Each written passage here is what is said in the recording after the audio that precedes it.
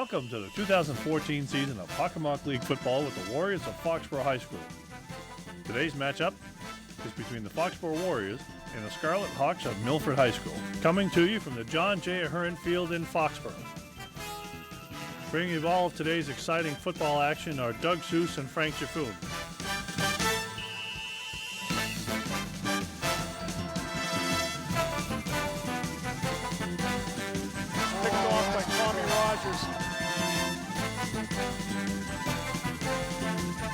This kid's got some moves.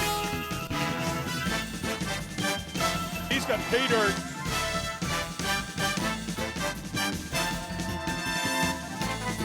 Nice pancake block there. Now, let's join Doug and Frank down on the field for today's pregame commentary. Make note of their hard work over the past few years, and we thank them very much for their work and dedication. Our first cheerleader is Jenny Hawkins, escorted by her mother, Mavis Hawkins. Daly. Our second cheerleader is Ashley Nestendek, escorted by her mother and father Noel Bronya, and her father David Nestendek.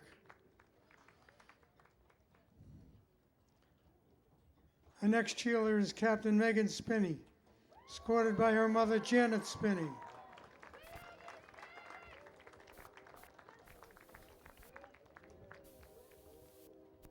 Our next cheerleader and captain is Mara Foley, escorted by her parents Peter and Laurie Foley.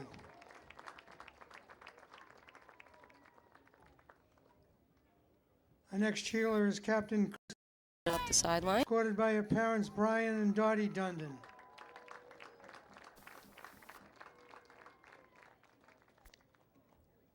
Now for the Foxborough High School football players. Senior number 2, Captain Nolan Rogers, escorted by his mother Donna and his father Pete.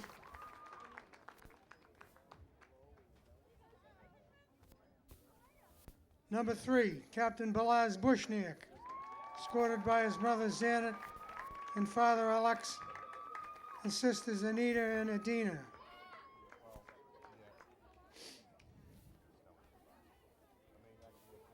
Number 6, Captain Mark Wilson, escorted by his mother Sue and father Bill.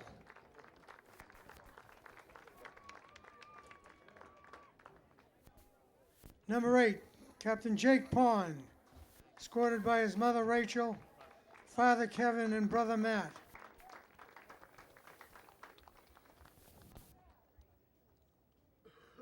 Number 53, Captain Joe D'Antona, escorted by his mother Kelly and father Rocco.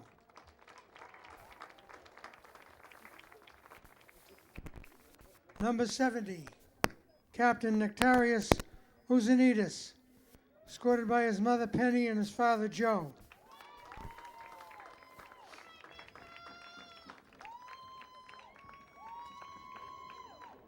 Next captain is number 73, Captain Brian Booth, escorted by his mother Allison and father Chris.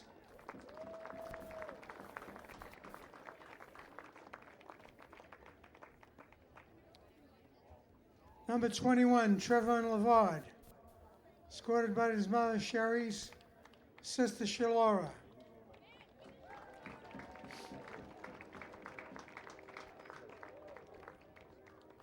Number 22, Jack Foley, escorted by his mother Barbara, father Brian.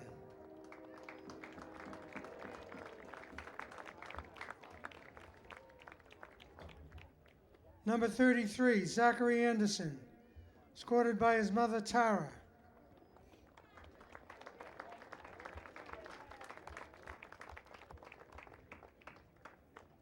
Number 24, Dylan Fay, escorted by his mother Darlene and cousin Uncle Michael Vanna.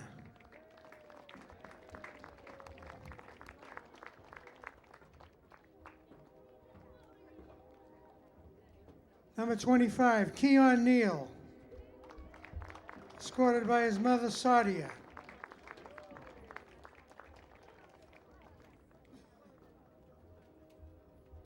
Number 28, Ross Smith, escorted by his mother Mary and father Ray.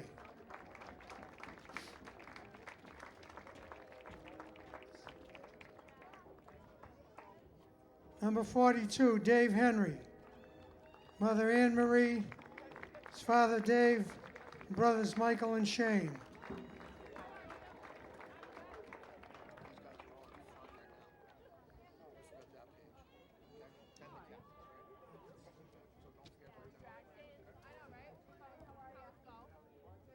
Number 46, Parker Feldman, escorted by his mother Ellen, father Dave. Number 52, Liam Whiting, escorted by his mother Laura and father Tom.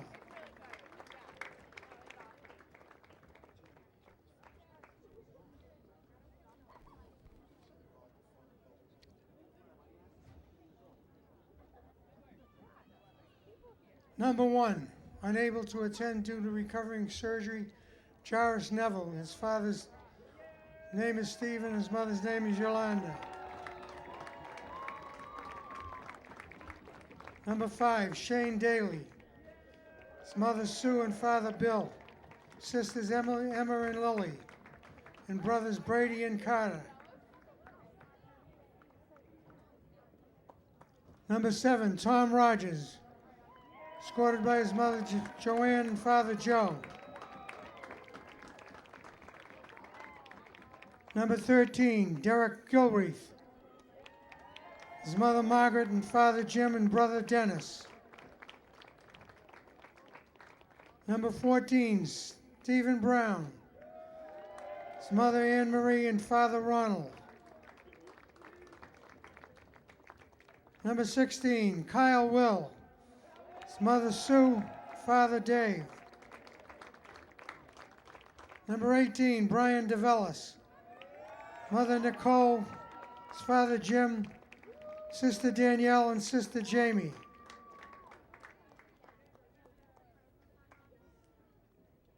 Now number 59, Phil Stamatis, escorted by his mother Dawn and sisters Nicole and Aliana, and brothers John and Jimmy. Number 60, Tyler Cowley, escorted by his father Ed. Number 62, Alex Pugach, escorted by his mother Monica and sister Emma. Number 79, Robert Hood, escorted by his mother Tammy and father Robert. Number 84, Jalen Jackson, escorted by his mother Amy, Uncle Rodney, sister Jasmine, brothers James and Javon. Number 87, Doug Fisher, escorted by his mother Claire and father Dave. Number 88, Ian Sangster, escorted by his mother Jean and father Peter.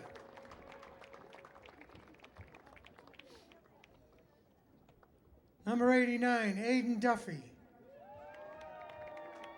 escorted by his father PJ, sister Shannon, brothers Matt and Brendan. Number 94, Dylan Cronin, escorted by his mother Ellen and father Chris. Number 92, Matt Knight, escorted by his mother Sue and brother Christopher. Number 93, Joe Blinkhorn, escorted by his mother Tammy and father Martin.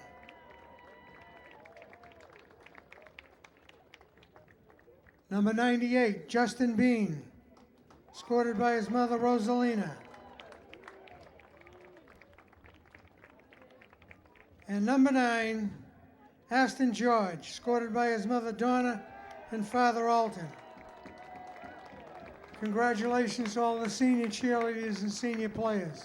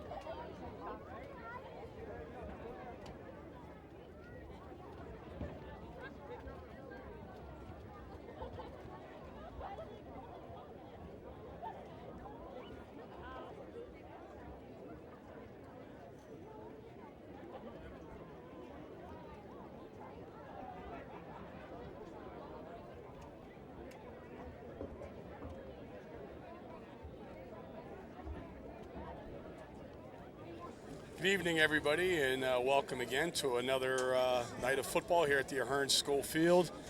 Doug Seuss, Frank Jaffoon, my partner as always, here for a toss-up tonight between the Foxborough Warriors and the Milford Scarlet Hawks. I'm sorry, check that.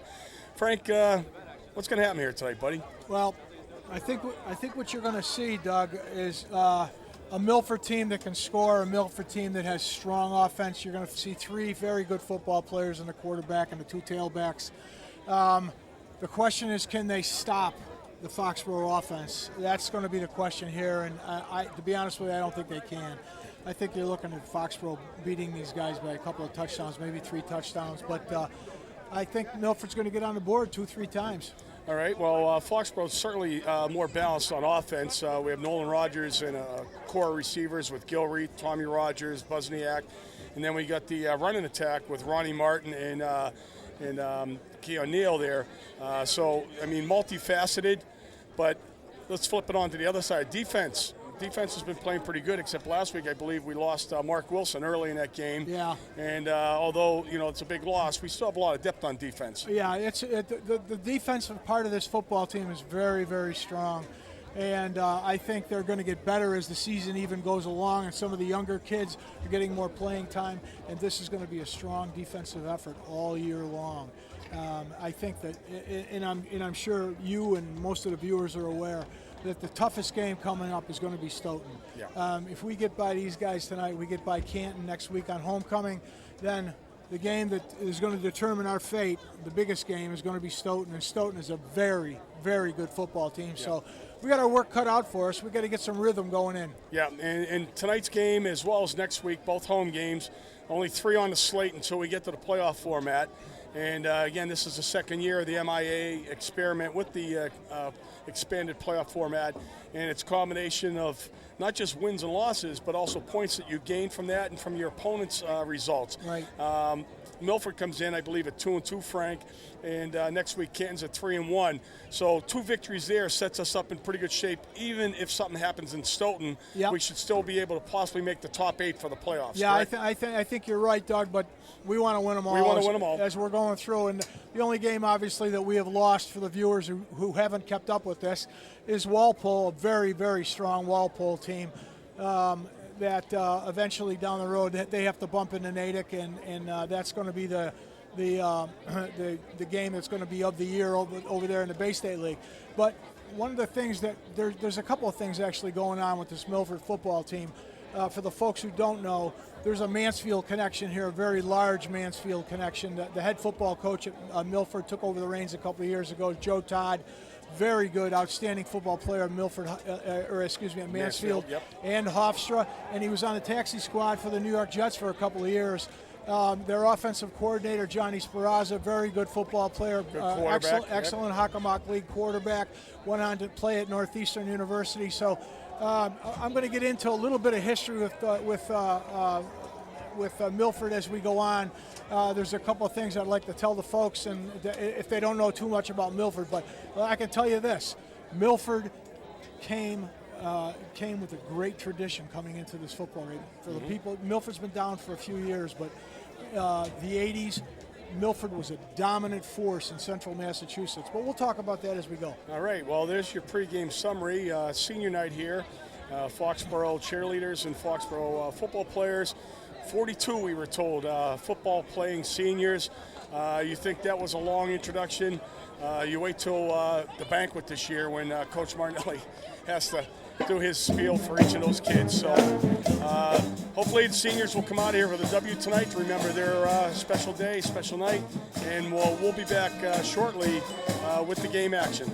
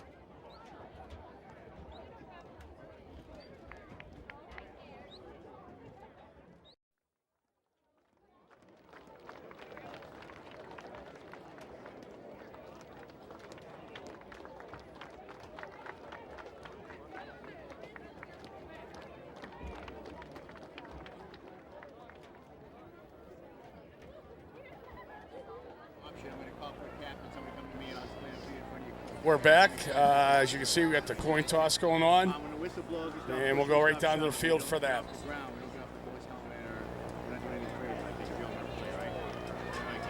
Good luck today. I got a coin. It's a whistle and a football. Can you remember whistle and football? Who's going to call it? Call whistle or football, and we'll let it hit the ground. Football's called. It's a football. Who won the toss?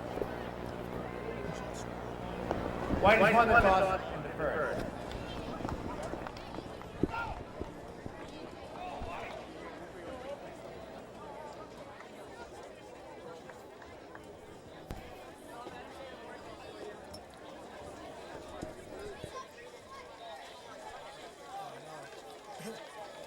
All right, Milford's going to kick. Foxborough's going to receive. Milford won the toss and will defer. As you were saying earlier, Frank, Milford back a generation ago anyhow. Very, very big in Central Mass, one of the bigger schools, which actually surprised me when the Hockomock League took them in as a small school entry because I always thought Milford was on the large side. But they were a powerhouse back in those days. And Here's your trivia.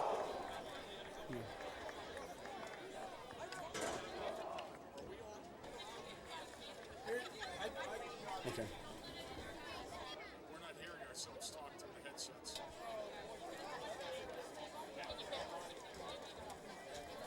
Ladies and gentlemen, please stand for the national anthem. All right, here we go with the Foxborough national Warrior anthem. Marching Band.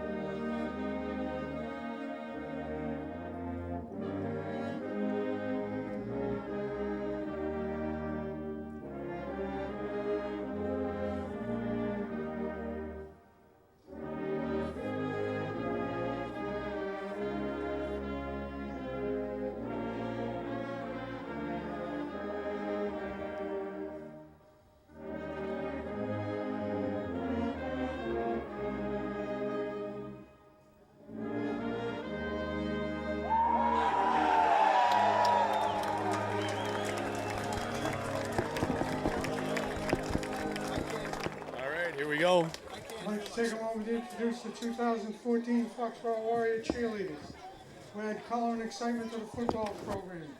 They are coached by Rachel Corner and assisted by Aaron Carden. Junior varsity cheerleaders are Charlie Geller, That's better. That's Erin better. Okay. Conley, All Katie right, Burke, we're Caitlin operational. Bregman, Molly Barbieri, Emma Bugat, Had a little defect Ellie in the Head, microphone over there for a Laurie while. Shanahan, God, we don't want to have us cut off. Angelina Lopez, We enjoy listening. Raina Garcia, and Jenny Hawkins. We enjoy listening to ourselves talk. There's about 10,000 people Maria maybe out there that want Yeah. to say they don't want to hear us. That's for Aaron sure. Or me Delgreco, anyway. All right, we got Sophomore, Milford Ellie kicking Sheehan, off in the white and Caitlin red Thomas, pants. Sabrina Holmes, Foxborough in all the gold juniors, tonight. Erin McGinnis, Fortunately, they got the dark Morgan numbers, so Marini, Megan be easier Sheehan, for Frank and I to Katie pick Duncan, up the players. Molly Back Dunn, for Foxborough. Angela Batuka, and Robin We'll Barrett. get that in a second here. The seniors, Ashley Nestendrick, and the captains. I think we Megan have Steady, Neil, number Mara 25, is Foley, one of the return guys. Christine Dundon. And maybe Buzniak, number 3, is the other. It is. This kick's going to roll out of bounds. That's going to draw a flag. Yeah, that's got a flag. Pat Lahane is the kicker for Milford. Yep.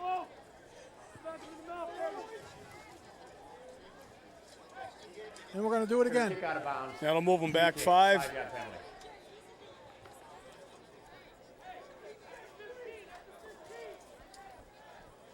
Milford's coming in with a big win last week, Doug, over Canton, who was 3-1 at the time. Yep.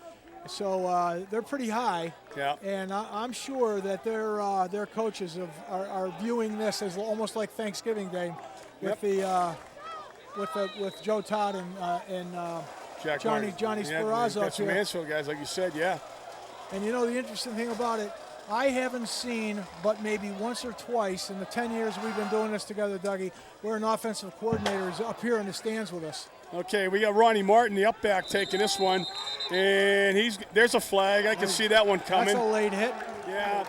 Ronnie Martin returns it back to the 45. He runs out of bounds, and 5 yards out of bounds, the Milford player drags him to the ground. So foolish penalty right there. It hurts the Hawks right off the bat. Yeah, let's take a look at the sideline here. There's Martin cutting out. Well out of bounds. Now here's the horse collar actually down. Yeah, you got to let him go. You're right 7 yards out of bounds. It's not even a wise move. So We have Milford personal already foul on the white. Late hit out of bounds. Penalties on First one down, play. 15-yard penalty. The first kickoff being out of bounds, moving them back, and now the personal foul for the late hit. And Foxborough is going to be starting off in Milford territory around their 41-yard line.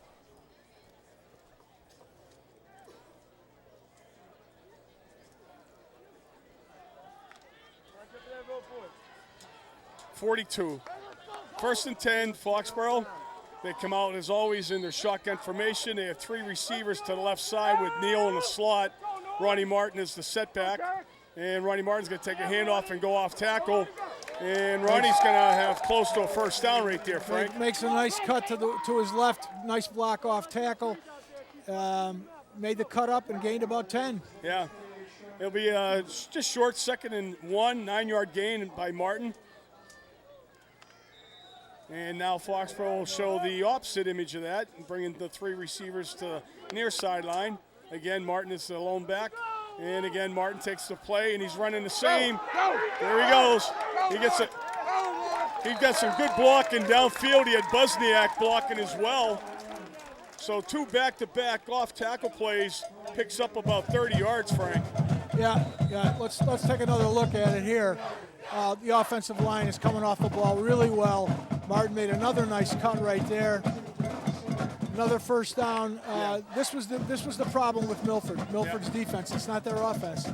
So now we see Neal in motion, and Martin's going to take it inside again, and he's still going. He's going to fight ahead for about 4 yards, maybe 5. Foxborough can still pick up another first down inside the 2-yard line. So the line already shown some fire there, pushing Milford off the ball. Without question, the offensive line looks very good in the first 3 plays, Doug. Milford looks all right size-wise. They got one guy that's a little undersized height-wise, but he's a wide load from here, number 58, I believe that is. But other than that, their front 4 has got some decent size to it. Ben Tuttle's number 58, and now we're going to see Neal, and he's going to get stuffed up in the middle.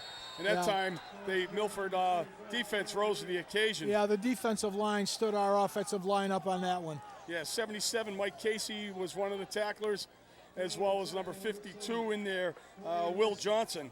So that'll bring up a 3rd and long situation, 7 to be exact. Ball is at about 10-yard line. The interesting thing on that play for me was that they ran that from an eye. Yeah. And here now Rogers is back to his stand. Yep, and he's looking end zone, and he's got an up back there. Nice move by number 11. There's a touchdown. That is a touchdown for Austin Ryan. Nice little juke move there to get himself free, but just a little curl route, Frank.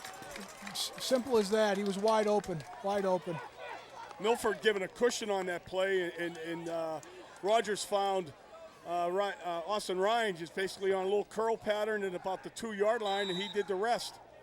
Well, that's exciting for the quarterback to get one under his belt right away. Absolutely. And it set up by all the great runs. So here we go. Foxborough is going to shift into the kick formation now. Milford doesn't react to the fake attempt. Will back as the kicker. Buzniak is the holder. Snap is good. And Will blast that thing. Got a lot of leg on that one, Oh, and it's good. So 2 minutes and 16 seconds off the clock. We've got our first touchdown. Really set up by the 2 penalties from for Milford. Yeah. Let's take a peek at Nolan Rogers right here. Set up. Plenty of time, too. And he's wide open. He should not be that wide open. No. All right, we're going to look down from the ground level here, and well-thrown ball. Yep. Good hands, actually, by Austin Ryan. Yeah, too much cushion. Way too down much. Down inside the 10-yard line, you can't be given that much cushion. They're only 6 yards from going in. Yeah. And the kid's playing 4 yards off him. Yeah. So Foxborough, as you said, 2:16 into the game is already on the board. And now we're going to see how the defense matches up against this high-powered Milford offense. Kyle will tee it up. Back from Milford, I believe, is that number 24 I see? Number 24, Quentin Orr. Quentin Orr's one, and the other side, it's kicked to the other side, so we're going to see who this young man is.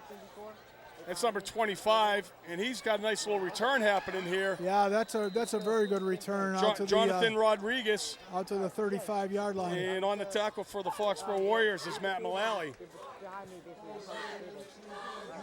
Yeah, Milford's going to take over at their own 35. That's good field position for them, actually. Okay.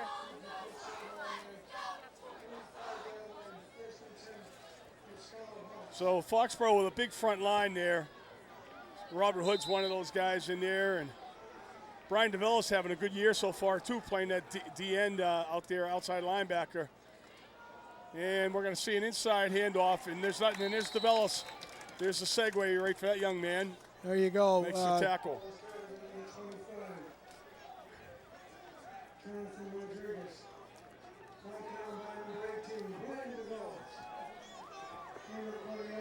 So inside handoff again. This is Rodriguez, the guy who ran the kickback. Great play by Jake Pond right there. Stayed home. All right, now we see the shotgun formation. And again, Rodriguez is going to take it. This time he's going to try the outside. He's got a little bit of room. Yeah, he's got quick feet, that kid. And there's a host of Warriors over there. 28, Smith is in on the tackle, as well as number 52 for Foxborough, Liam Whiting.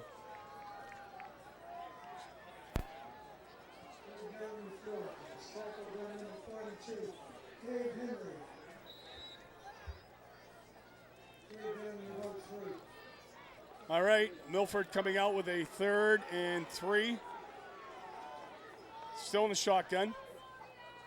And we're going to see that inside handoff again, and that's going to be a first down. This is Orr. That's a break. Yeah, this kid's fast. Wow, he is. He's got some speed. Ball's on the ground. Foxborough may come up with it. I think Jake Pond Pond's got this ball. Yep. I think Jake Pond comes up with this ball here. He does. Foxborough's got it. Wow. Very fortunate for the Warriors because Orr had almost broken back in. As soon as he broke back in, he ripped the ball. The ball was ripped out of his arms, Dougie. Yeah, we'll have to see who actually made the strip there. Let's take a peek at this. This is a strip play. There's Wozniak. Now this is 44. That's Connor Downs. Connor Downs made that Downs play. with the strip, and then Jake Pond quick to pounce on that ball and wrestle it away from Orr. So Foxborough dodges a bullet there and takes over at their own 15, 16-yard line. That's an outstanding play by Connor Downs right there. Yes, it is. Outstanding. And here we're going to see Neal, and he's going to try the middle. He dances through for a first down. He's got a first down.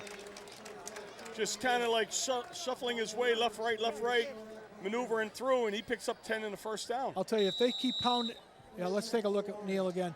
If they keep pounding like this, Dougie, nice trap. Really good block right there. Nice That's trap. D'Antona, 53. If they pound the ball like this, the passing lanes are going to be enormous. Yeah. Enormous.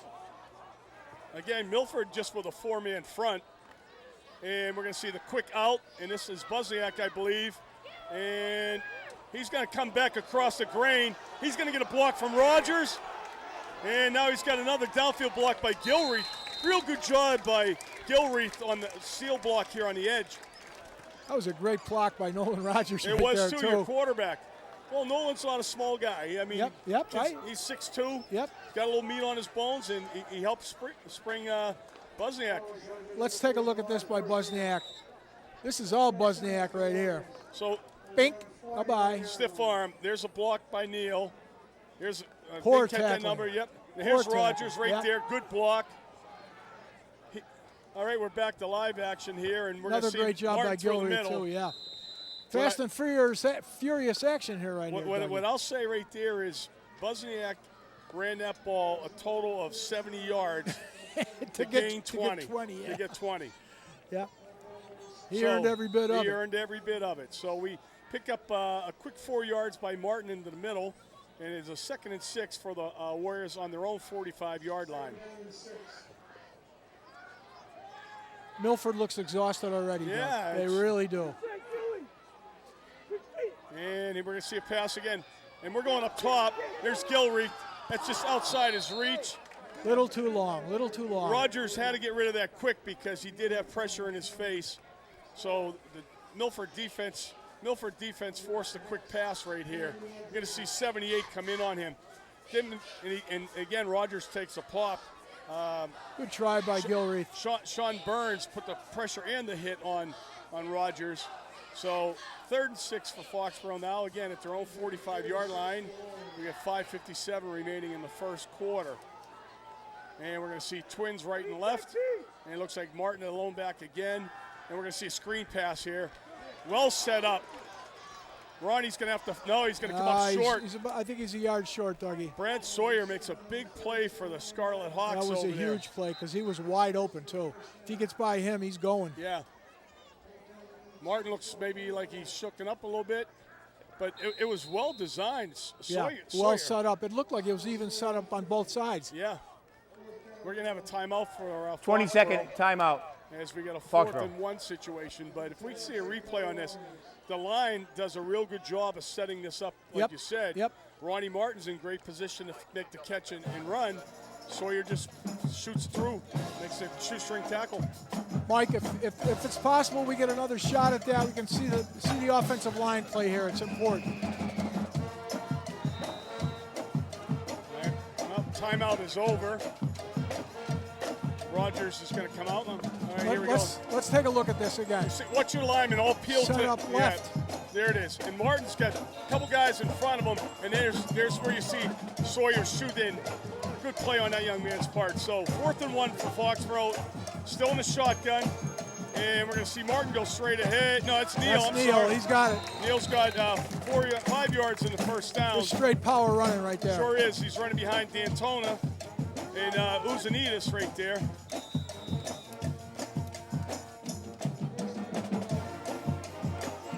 You also got Trevor Fishman, big number 64. It's good seeing a couple of my former players out there getting some varsity experience. 1st and 10. We had a little jump on this.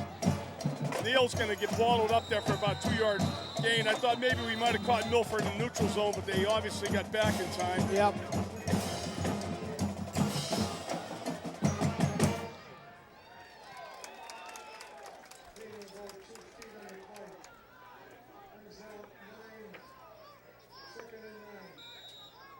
Yeah, guys on the front line of Milford, you're right, Frank. They're looking tired already. Well, they've been on the field a long time, and Foxborough's coming at them quick, Doug. Yeah, they are. They're not wasting any time. So we got trips to our side, and again, Ronnie Martin's got to bounce this off the left tackle, and Ronnie Martin's gone. He's gone.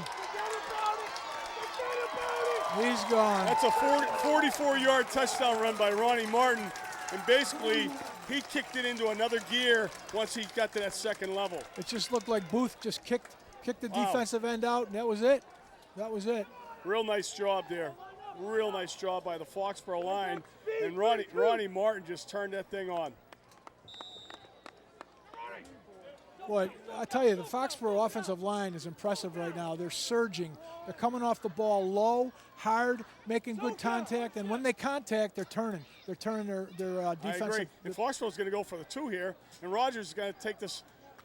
No, it's not Rogers. That's number 12 for the Warriors. That's Pat McCarthy, actually. And he's going to come up short. I don't know why we did that. Well, you know, they're playing a speculation game when they line up like that. We'll go back to that after this touchdown. You're right. Look, Booth kicks Booth out has right got there. two. Oh, He got right two there. of them. Downfield, great block by Booth. And then look at this. Brian Booth did the work on that, did the yeoman's work on that, made 2 blocks on that play. Great job, Brian. Yeah. And then on the extra point, again, they line up in that weird formation. I'm not going to say weird, that's not the right word. But they line up trying to deceive the defense to see how they react. Yeah. And you know what? You got a kicker like Kyle Will. Automatic. Yeah, I say put it through. Yeah. You know, myself, that's just the way I, you know, go basic. If you need the 2-point All play. that does for me, and I'm not trying to be critical, but and it's going to sound like it is, but all that does for me is make another decision later on in the game. Right. And you're looking back in retrospect saying, why didn't we kick the ball? Right. Probably not. Probably down there after. All right, so back again, we have Rodriguez and Orr, I believe. Will's kick is inside the That's an 5-yard line. outstanding kickoff for a high High school and kid. deep. And Busniak with he misses the tackle. That's unusual for Busniak. But we have a Shane Daly with the tackle there, number 5. And Foxborough pins Milford down deep at the 21-yard line. Now let's take a look at the kickoff here. This is the high high school ball. kid kicking the ball to the 4-yard line in the air. There's the missed tackle. Yeah, unusual, but now you're going to see Shane Daly right here. Actually, with a little help. We got right here number 18, Brian DeVellis as well. So good coverage by the Warrior special teams. And now Milford breaks the huddle. 4:30 left in the first quarter. And we're going to see the inside handoff again. And there goes Rodriguez. Oh boy, he's one step away. He's Quick. one step away. That kid's quick as a hiccup, as they say. This Rodriguez kid. They've got 2 of them. The kid Orr and Rodriguez. Outstanding football players. Got to hold on to the ball though. No huddle offense. Milford comes out after a gain of 5. And they're going to try it this side. And this is going in the middle. And that's a first down. Yeah, he's got a first down. George on the tackle. That's for Orr Fox. right there. Austin George on the tackle, 99. And again, they're going no huddle. No, I'm sorry. That's Jonathan Rodriguez. Excuse me. They're Rodriguez and Orr. They're bookends in the backfield and very, very quick. Foxborough showing blitz here. And there goes Rodriguez out in motion. And we're going to have a sack here. Oh, boy. Yeah. He didn't even see, who's that, Whiting, 52? Whiting, 52, Yeah. and he got some help by 84, Jalen Jackson, who the last time we were here, Frank, had a great game. Yep, you're right. Take a look at these 2 guys coming through here. Jackson's untouched. Yep. So is Liam. And Liam Whiting. Both of them are untouched. Yeah, great job there. They showed blitz, and nobody picked them up. Yep. So now it slows Milford down a little bit as they got to recalibrate. They got second and about 18 here, and they're going to call a timeout. Yeah, they got to get themselves together. Full timeout One on the thing white. I'm seeing here, Frank, across the field, I'm not sure if our camera can zoom in a little bit on the Milford sideline, but they're holding up the chart. You see a lot of this in college football nowadays, and they got all kinds of crazy pictures on there, and each picture is supposed to represent a play, a formation. They're using a color code thing over there. It looks like they got yellow, orange, red, and blue, and somewhere on the quarterback's wrist coach, he's getting some sort of signal down. They're telling him to run something. Maybe you can explain a little bit more about that. What the color code is doing is the formation. All right. And you've got probably around 8 to 12 plays inside each formation. So if they're hooking up a green, that may be a power eye, it may be a wishbone, it may be double wing, whatever. Okay, wing T. And then you inside, like you said, on the wrist coach, which they probably have 3 pages of it. Right. They got a triple page wrist coach, which is on the offensive line and the offensive backs and quarterbacks wrists. They look up and there's the color chart right there. Usually that's a formation thing, and then we're going, and like I said, we're going each play inside. Okay, so we have a second and 18, and we got Rodriguez. Oh, Another boy. bad snap. There's and another again, huge mistake. We got this Foxborough's one got the again. ball. And see who came up with that ball at the bottom of the pile. I'm not sure who came up with that. Yeah, we'll see that in a minute. I'll tell you what. Here's the Might have answer. been Connor Downs. Here's the answer right here. The defensive line is coming off the ball quicker than the offensive line can get to them. Yeah. That's how quick. This is the a great defense is going to neutralize a good offense. And let's see who got that ball. Looks like maybe Connor Downs, I think. But again, the bad snap, so Foxborough takes advantage, and they're in position to score for the third time. And now Martin's going to take a little toss. He gets a block and gets tripped up. Is there any way we can get back to that fumble, Mike? I apologize for trying. We couldn't see who that was, and we want to honor the kid with it. Let's take a peek at this fumble recovery here. Okay. Bad snap.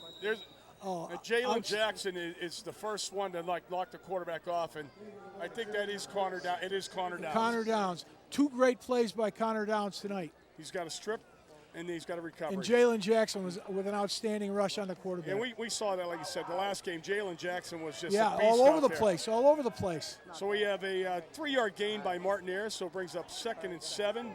Ball, and we're going to see a quick out pass. This is to Ryan again, and he's not down yet, but he's got to pick up about 2 yards. Kind of brought him in motion, trying to do a little swing pass out there. I got to tell you something. They don't need to throw the ball. No. They don't need the way they're coming off the ball tonight. These kids, they don't need to throw the ball. They've got 2 terrific backs back there. Rogers is always ready to throw the football, and nobody's getting near him anyway. Yeah. They haven't gotten near him all year long, really.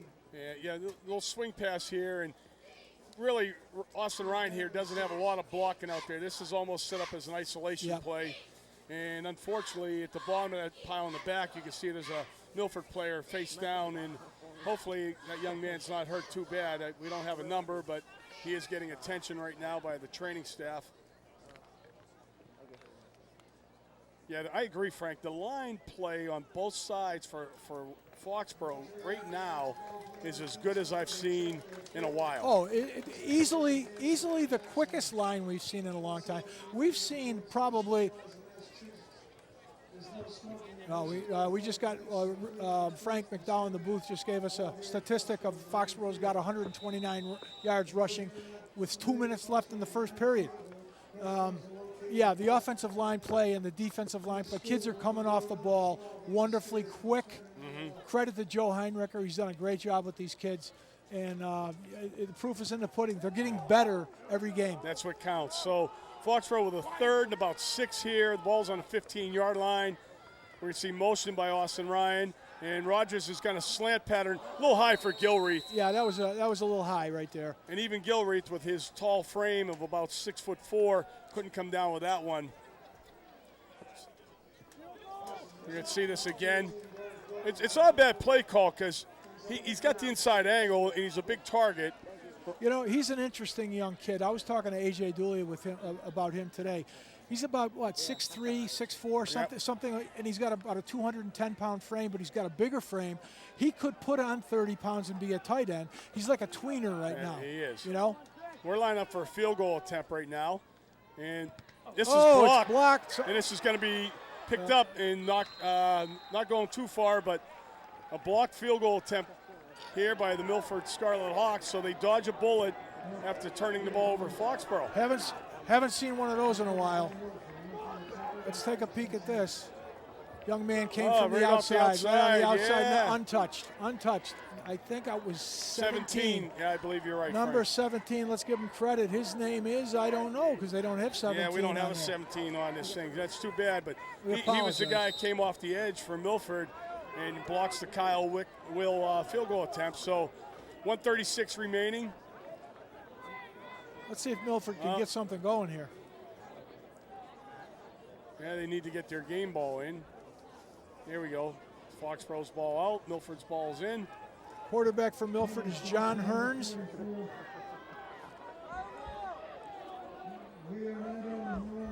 Back in the shotgun. We got a little motion. Number 44, I thought, came out of his stance a little quick. Oh, wow. Nice play.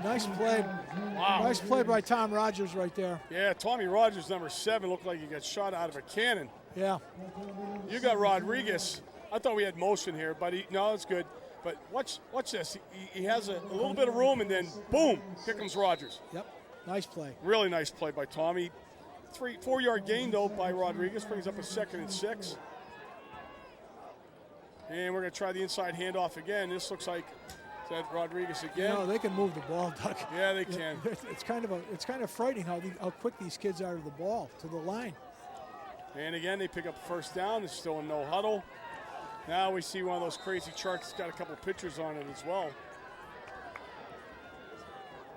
I think a lot of this started with Brian Kelly out there in Oregon. He's one of the pioneers that started using that. Everybody looking for an edge. If that gives you an edge. It does. All right, Hearns has got the ball. And he's going to keep it. He's going to keep it. Straight ahead dive. I think Downs has him by the ankles. He does. Three very good football players. Hearns is a good football player. Dooley told me to watch him. And the two tailbacks are as advertised. Yeah. And if Orr doesn't lose the ball after a 60-yard gain or 50-yard gain, this game might be a different game right now. So a 4-yard gain. We're coming down under 10 seconds shortly. I think Milford's going to let the clock run out here. Hold on. We're at 5 seconds now.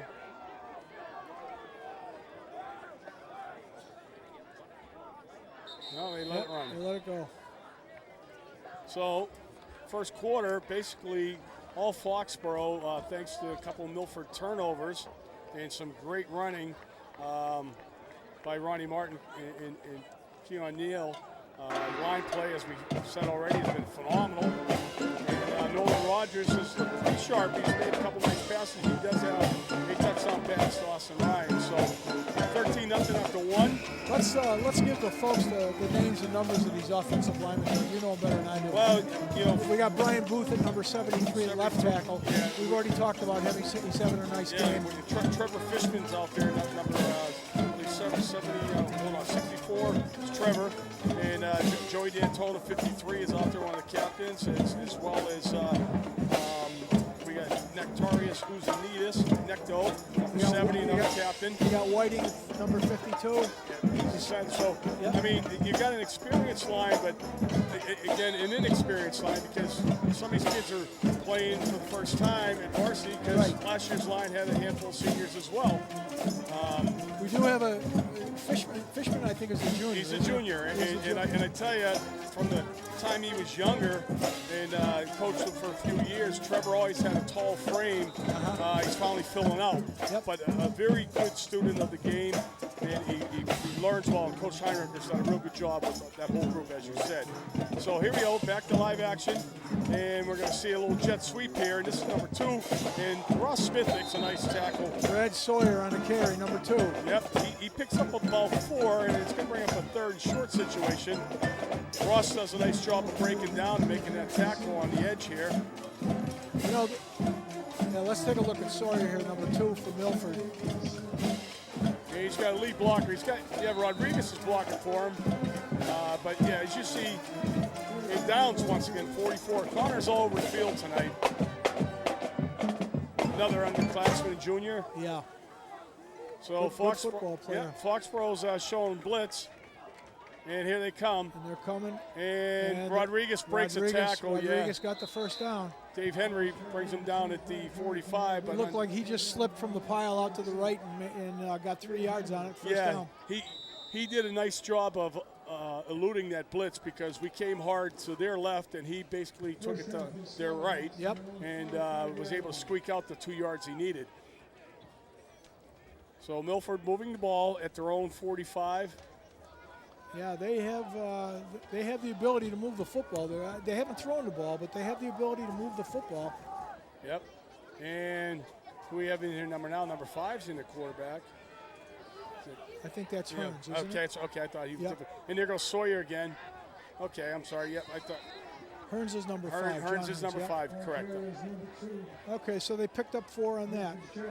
4 or 5. So they're getting a little. Again, this little jet sweep. You got Orr giving a lead block right there. It's always good to see when backs block for each other. Oh, yeah. If they don't, they're not going to be in there. No, not long. Foxborough showing blitz again. And once again, this looks like Orr's going to get balled up right there. Well, I'll tell you what, if they don't throw the football or don't have the ability to throw the football, Milford, we're just going to stack the deck on them and Yeah. put 9 in the box and just force them to go outside. Number 79, Robert Hood there on the tackle. That boy's big enough to stack the box by himself, Frank. He's a big boy. Him and 78 for Foxborough, Doug Fish. You put the two of them in there, you got twin towers. Yeah, big. We're talking 3 bills big. Yep. So 3rd and long now after the loss. And what do we got here? We're going to have a timeout. And again, one of the luxury 5 timeouts. A small timeout on the white. We'll talk a little bit about this Milford, the history of Milford football, Doug. As we were talking about it earlier, before we got cut off a little bit, Milford has had an outstanding history of football. They've been down the last 4 or 5 years, but one of the reasons they came into the Hockomock League, and this was told to me by Dick Corbin, who was, I'll get into Dick in a little bit, but he was a very, very famous head coach at Milford High School for years. It was just too far to travel where they were going. They were traveling so north, and the Leominsters and the Fitchburgs and those towns all the time. And they were the southernmost town. There's Hearns throwing the ball for. That's a touchdown. Yeah, it is. And that's a result of just pounding the football. Yeah, they set that up, and Hearns throws a nice pass out there, number 11. Pete Schuler. Wide open. Foxborough's defense kind of got pulled up a little bit, thinking Hearns was going to run that ball, and he throws a spiral off his back foot. An absolute dart. We're going to see that again. Wow. So they strike quickly to get back into this game. Yeah, this is not a bad football, a very good offensive football team. I will say that.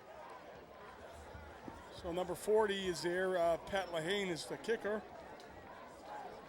And that's good. It is good. Yep, that's good. So we got a 7-point game here, 13-6. 6-point game. Let's take a look at the pass here. Look at John Hearns right here. Now he's getting pressure by Whiting. Gets away. And there's Jake Pawn. He throws a perfect pass. And again, Schuler's wide open. Yeah, he gets behind Rogers and Smith, and not by much, but enough that the ball's right on the money. Yep, right on the money. So here we are, 13-7, 8:16 remaining in the first half. Foxborough will be back to return the kick. Well, let's get back to that Milford thing again. Yep. Corbin, who moved on from Milford, ended up at the end of his career, and we'll get into kind of a sad story at the end, but he became the athletic director over in Sharon and turned the Sharon facilities around and made them a presentable facility. People who know about Sharon football are not really impressed with the history of Sharon football, and they played on a horrible field up there at the junior high school. But Dick built a stadium with the track, et cetera, at the high school, made a much better facility, and really began to turn this program around. Now, for those who don't know Dick Corbin, and he passed away a couple of years back. He was killed in a car accident as he was backing out of a driveway. A truck hit him. Truck hit his car and killed him. And we got a short kick, and this one's gonna squeak out of bounds. Yep. Yeah. I got to know Dick for the last 15, 20 years when he was working up in Sharon. And we became very good friends. I know kick his out of family bounds. very well. 5-yard penalty, re-kick. We always talk about the great football players that Milford had at the time. And can you tell me who the greatest football player to ever come out of Milford is? I probably couldn't tell you. No. He's an NFL All-Pro and an NFL Hall of Famer. Yeah. Howie Long. Howie Long. Dick coached him in the late 70s and early 80s. And Howie came from Charlestown. Yep. He had a troubled childhood. They moved him into his aunt's house in Milford, and that was history. He went to Villanova, became a great All-Pro football player. But he's from Milford, Massachusetts. So Dick had a great coaching record up there, and had a tremendous amount of great football players. So the point I'm trying to make here is Milford comes from a great tradition of football, and we're happy to have him in the league. So we're going to have a re-kick now, and this one's going back to Neal. Gets it at his own 10.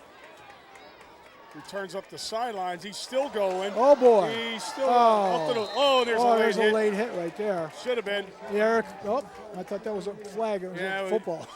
Yeah. Yeah, Neal was down on the ground, took a little shot to the helmet there, but great return. He brings it out to the 45, so a 35-yard return by Neal. Gives Foxborough good field position again. Let's take a look at this. Here comes the end right down, here. Neal's yeah, there. Right, he's down, and all of a sudden, oh, there's a knee right to the head. Knee to That the head. should have been 15, but they may have said he was blocked into it. Yeah, it's possible too. All right. Yep. So we need to get moving again. Don't give up on what you've been doing well. No, and exactly. there's Neal into the middle, and he's still going. He's going to get 4 yards. There's out a flag. Yeah. There's a late hit on in the defensive backfield. See what this one sorts out to be. It's going against Foxborough. Yeah, it's a late hit in the backfield. We have holding on the offense.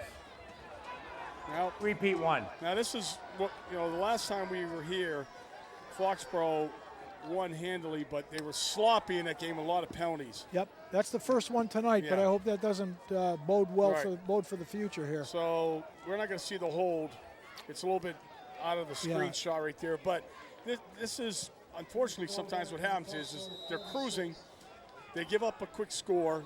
They need to get things back under control, and then first play they shoot themselves in the foot. It becomes a psychology game right Yeah, here. yeah, You got to get yourself back to that. Back to the position where you were at the beginning of the game, where you had a lot of confidence in your abilities. Get that edge again. So Rogers is going to hand it off inside to Martin. Martin's going to plod ahead for about 4, but Milford's stiffening up in the middle now. Yep.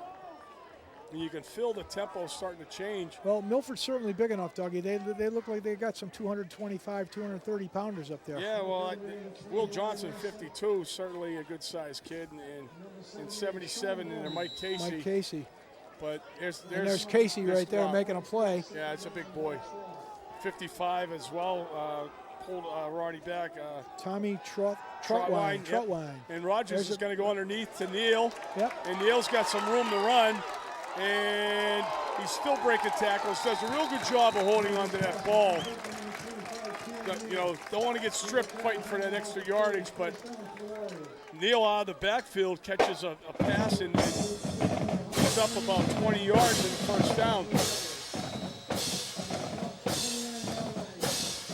Right here, breaks the first tackle and breaks another one right there, a third, or brings them down. But not until Neal picks up 20 in the first down. So Fox wants the ball at the 29-yard line of Milford. And we have 2 backs now in the backfield. And we're going to get a little play action pass to Busniak. And not much there. Nice play. Nice play by 44 from Milford. His name is Leonardo Moranta. Just trying to hit that little quick hitter out there, a little bubble screen possibly. But Moranta with good defense. And look at the big boy, 77. We just called his name before. He's out there chasing Casey, that. yep. Casey, yeah, Casey coming out there to get involved too. He's got to go about 280. Oh, he's a big one. So a gain of like 1 here, and it's 2nd and 9. Martin again is in the backfield. Rogers going through the middle of Gilreath. And Gilreath, this is a great effort on his part. This could have been picked. Yeah, Gilreath at the last second, Frank, shields himself between the defender and the ball. And he's big enough to do it. You're right. You Wow. talked about his size earlier. The Milford defenders just let him get open. He did. And Rogers' throw's not bad. It's not a bullet. It's not your typical Rogers bullet. And Gilreath does a really good job of coming back to that ball. Yep. And then fights more ahead for a couple of extra yards. So we got a 1st and goal here. And we're going to see Neal. And he's going to walk right in score. here. Yeah. Wow. That was easy. Easy money right there. Right there. Neal had nothing in front of him but green. He made a nice cut. He started off to the right, saw the whole collapse, and just made a quick dart to the left. Nice, quick hitter. Buzzy gave him a little block there to make sure, but yeah, that was Neal's vision on that one. Very well done. So now we're going to try that formation again.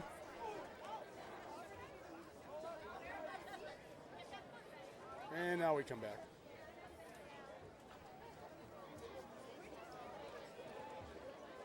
Kyle Will.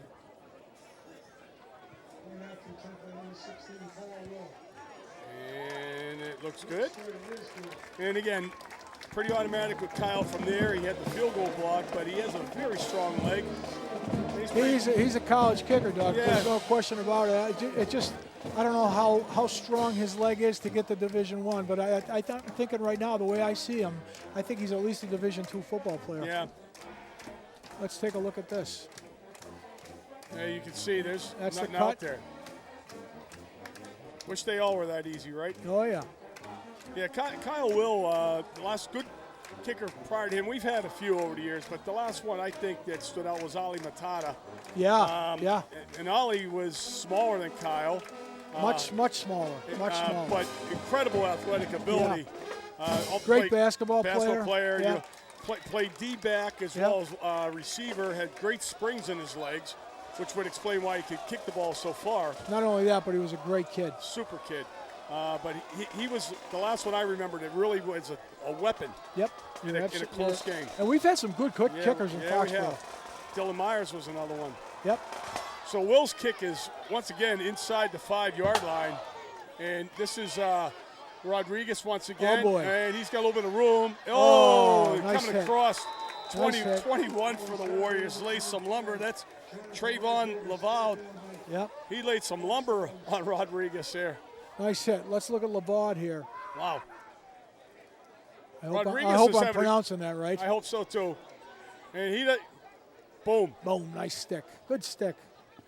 Has a high and low combination right there. And Laval just really put a lick on Rodriguez, but still a good return.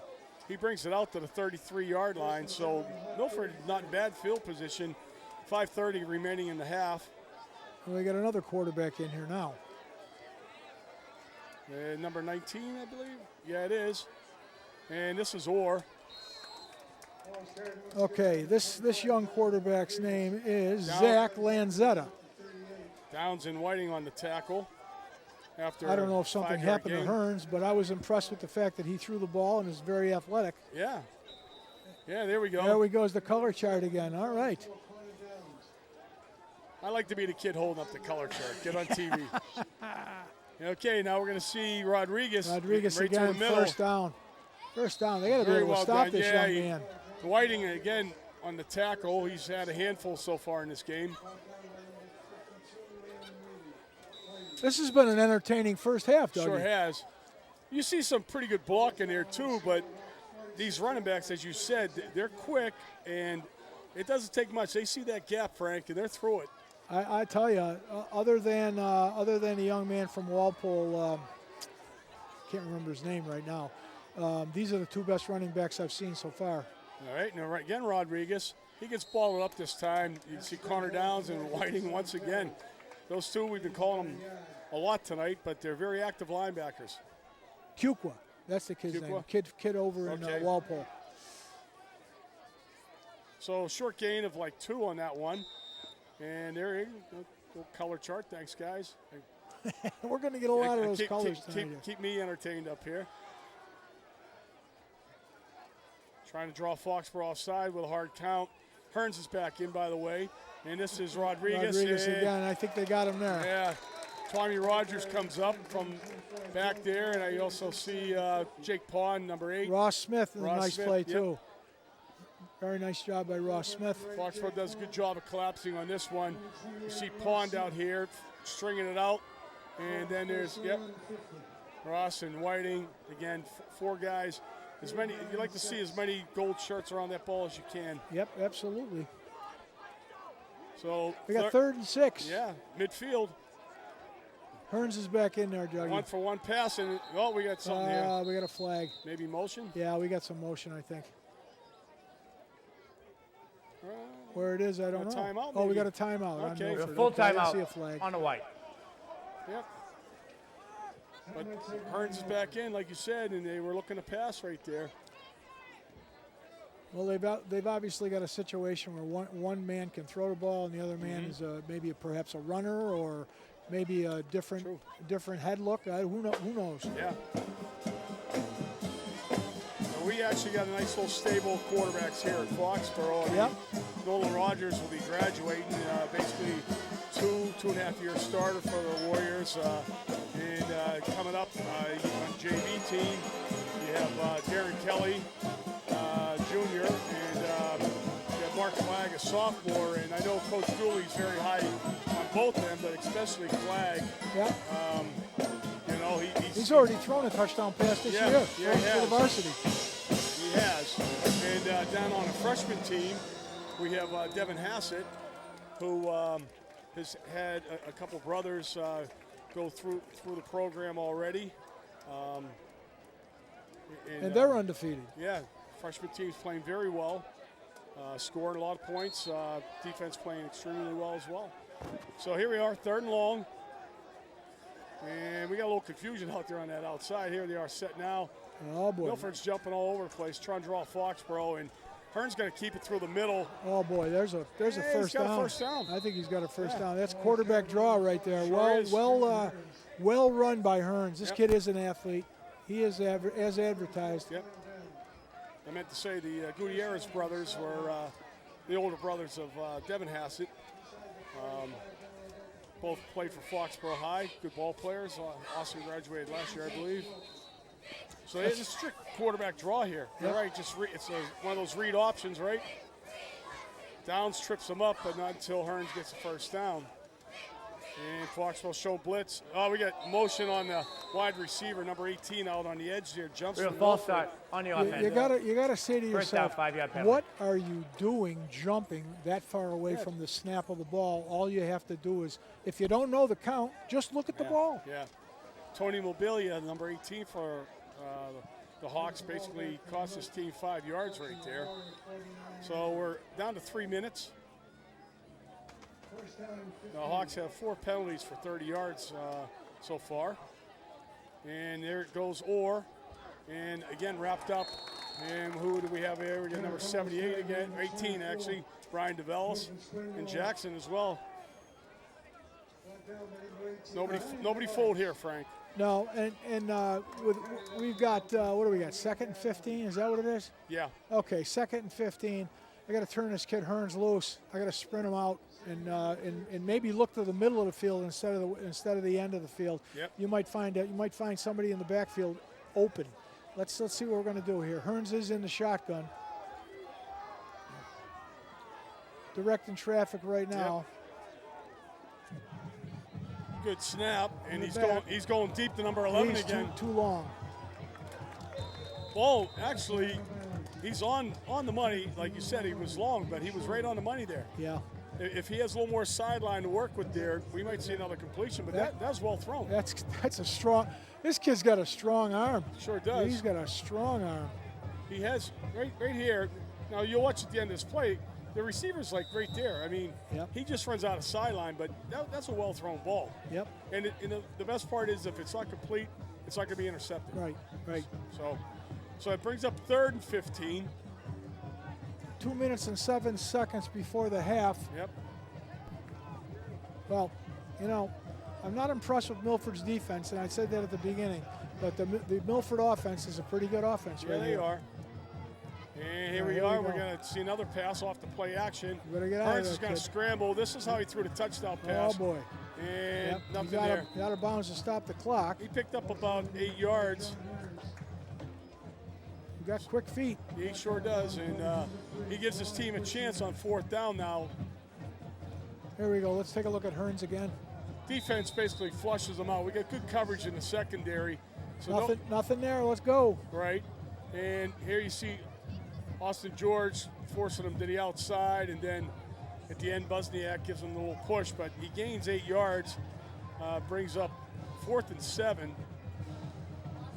Ball's resting on the Warrior 40-yard line. 2 minutes exactly left in the half.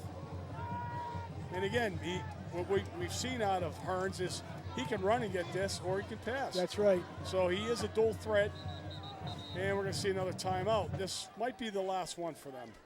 We have a 20-second timeout on the white.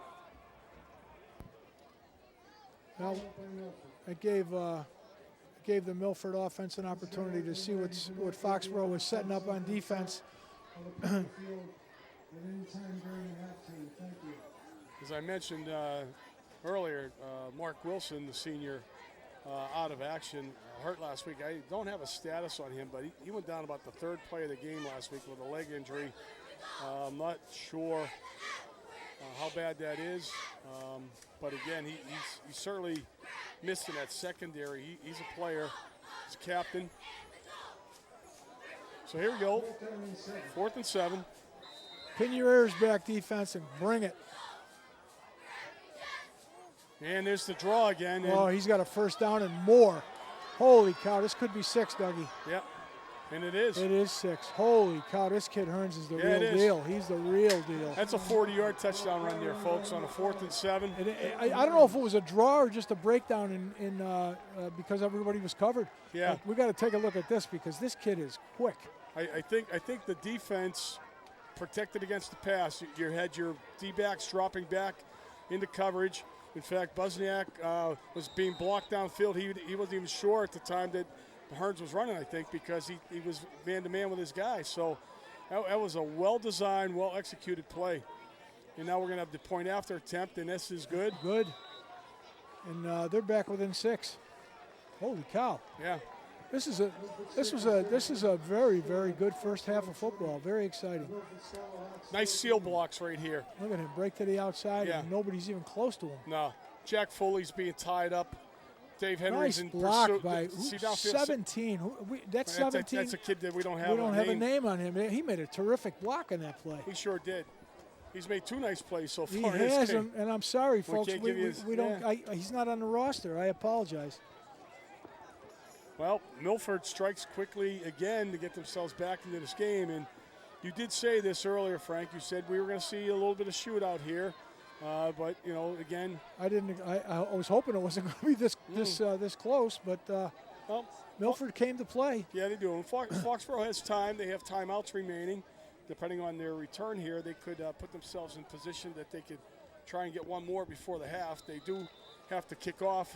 Milford will be getting the second half kick. So they'll put themselves in real good position right now. And once again, teeing it up for the Hawks is Pat Lahane. And he's going to do the squib kick this time. And it looks like Pond, the up back. And Jake has got some room. Oh boy. He runs into one of his own guys. This is what they needed on this. And Jake Pond he's still going. Look at this, all the way down to the 21-yard line. Great return by Jake Pond. I mean, talk about perfect timing and a much-needed return, right? Absolutely. 1:35 left in the half. He's out at the 22. Jake displays some real quick feet here. He gets 1 or 2 blocks. There's a nice block right there. Maybe a little bit of a hold, but now he just breaks us to the outside, and this young man can run. Yeah. He sure can. And he breaks a tackle, and he fights it an extra 7 yards. So we're back to action here, and here's Martin. And Martin's just going to go inside the 5-yard line. Oh, this is easy. This is easy. Now maybe you want to slow down a little bit here. You don't want to give Milford the ball back, right? Yeah. Foxborough has timeout, so there's no reason to panic. We're coming down on 125. And just let it run a little bit. Yeah, let it run a little bit, kill some of this clock. Ronnie Martin with a good run, and him and Neal are both in the backfield right now. And this one's going to go to Neal, and Neal's bottled up. Nothing there, number 44 with the big hit for them, Leonardo Maranta. And now we're going to get a timeout, I think, by the Warriors. Now we're going to see a pass. Look for We have a full timeout on the goal. 2nd and 5. 1 minute and 5 seconds left in the half. And boy, if you like offense, here's your game. Yeah, certainly. It's like a Madden football right now. We've seen a little bit of everything. Seen some passing, seen some running. Big plays, grinding it out. I mean, I think we wear them down in the end, but boy, I'll tell you what, they're hanging tough. Yeah, they are right now. That is for sure. And the fans getting their money's worth here tonight, too. Oh, yeah. Outstanding football game. Good crowd, as you can see, is senior night, as we mentioned before. And absolutely no wind, and the weather's perfect. The weather's perfect. Yeah, great night for football, Frank. 2nd and goal from the 5. Just Martin in the backfield. We're going to see motion by Neal, and we're going to see the toss coming back the other way. Touchdown. Yeah. Look at how quick he is. He just put the afterburners on Yeah. the 3.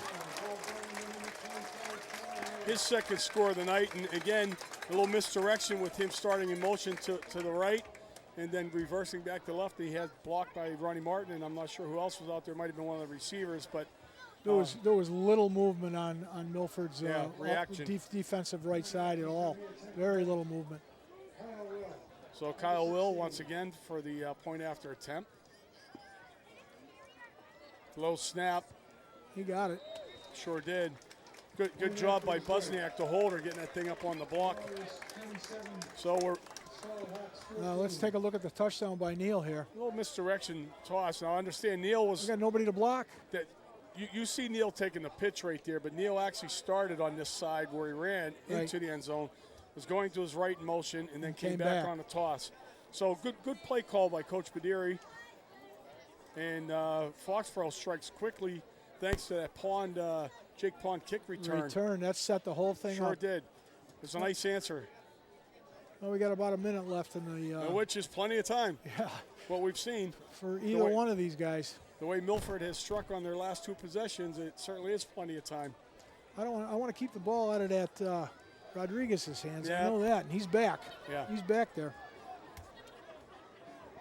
Let's see, are we going to get the deep kick again, or are we going to see a squib through the middle? If we don't get a bounce, there's going to be some hell to pay.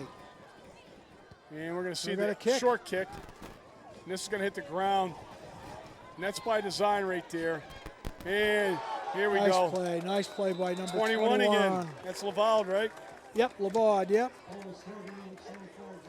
So that kick was by design. Kyle Will shortens his leg up a little bit there and drops it in front.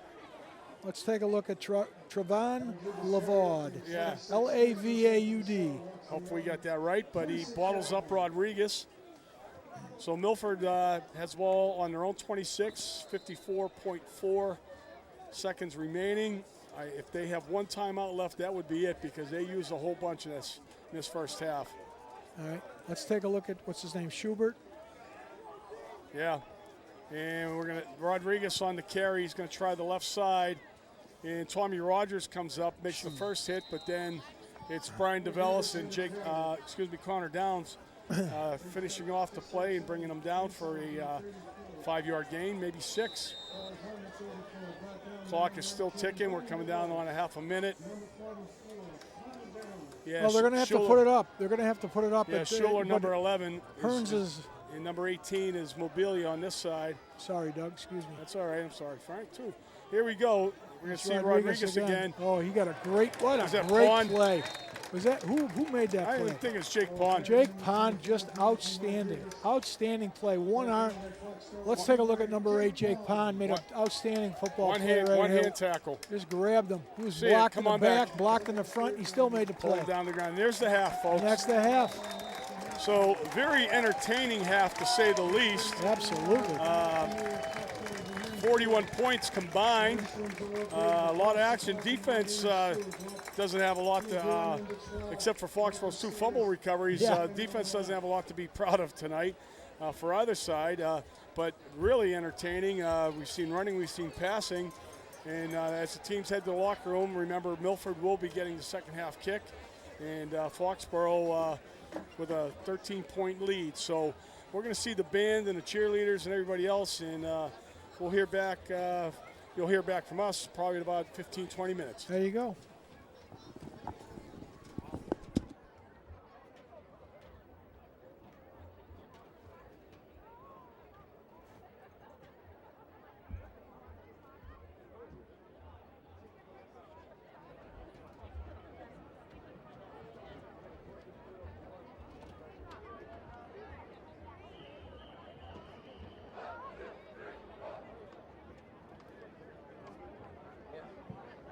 Ladies and gentlemen, we are proud to present the 2014 Foxborough High School Marching Band. The band is led in the field by senior drum majors Aaron Hussey and Brittany Anderson. This year's halftime show is entitled Call of the Mountain. It features 4 musical selections by a great contemporary American composer named Joseph Curiello. Song titles include Call of the Mountain, Adelina DeMaya, featuring a percussion section, River of Tears and Joy.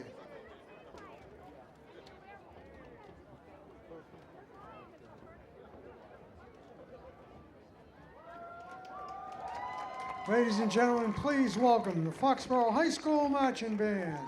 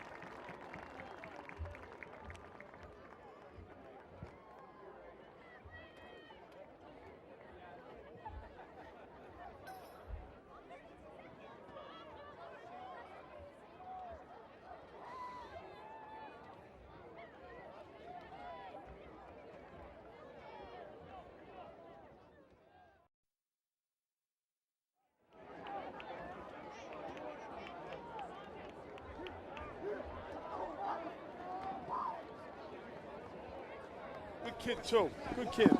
Yep.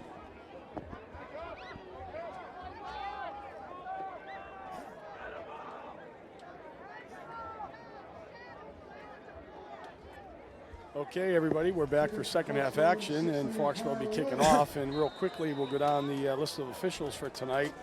We got Jeff Chesney, Mike Rayberg, Jim Baker, Jesse Diaz, Tom Kiltrick, and George Johnson on the clock. So those are our officials for tonight.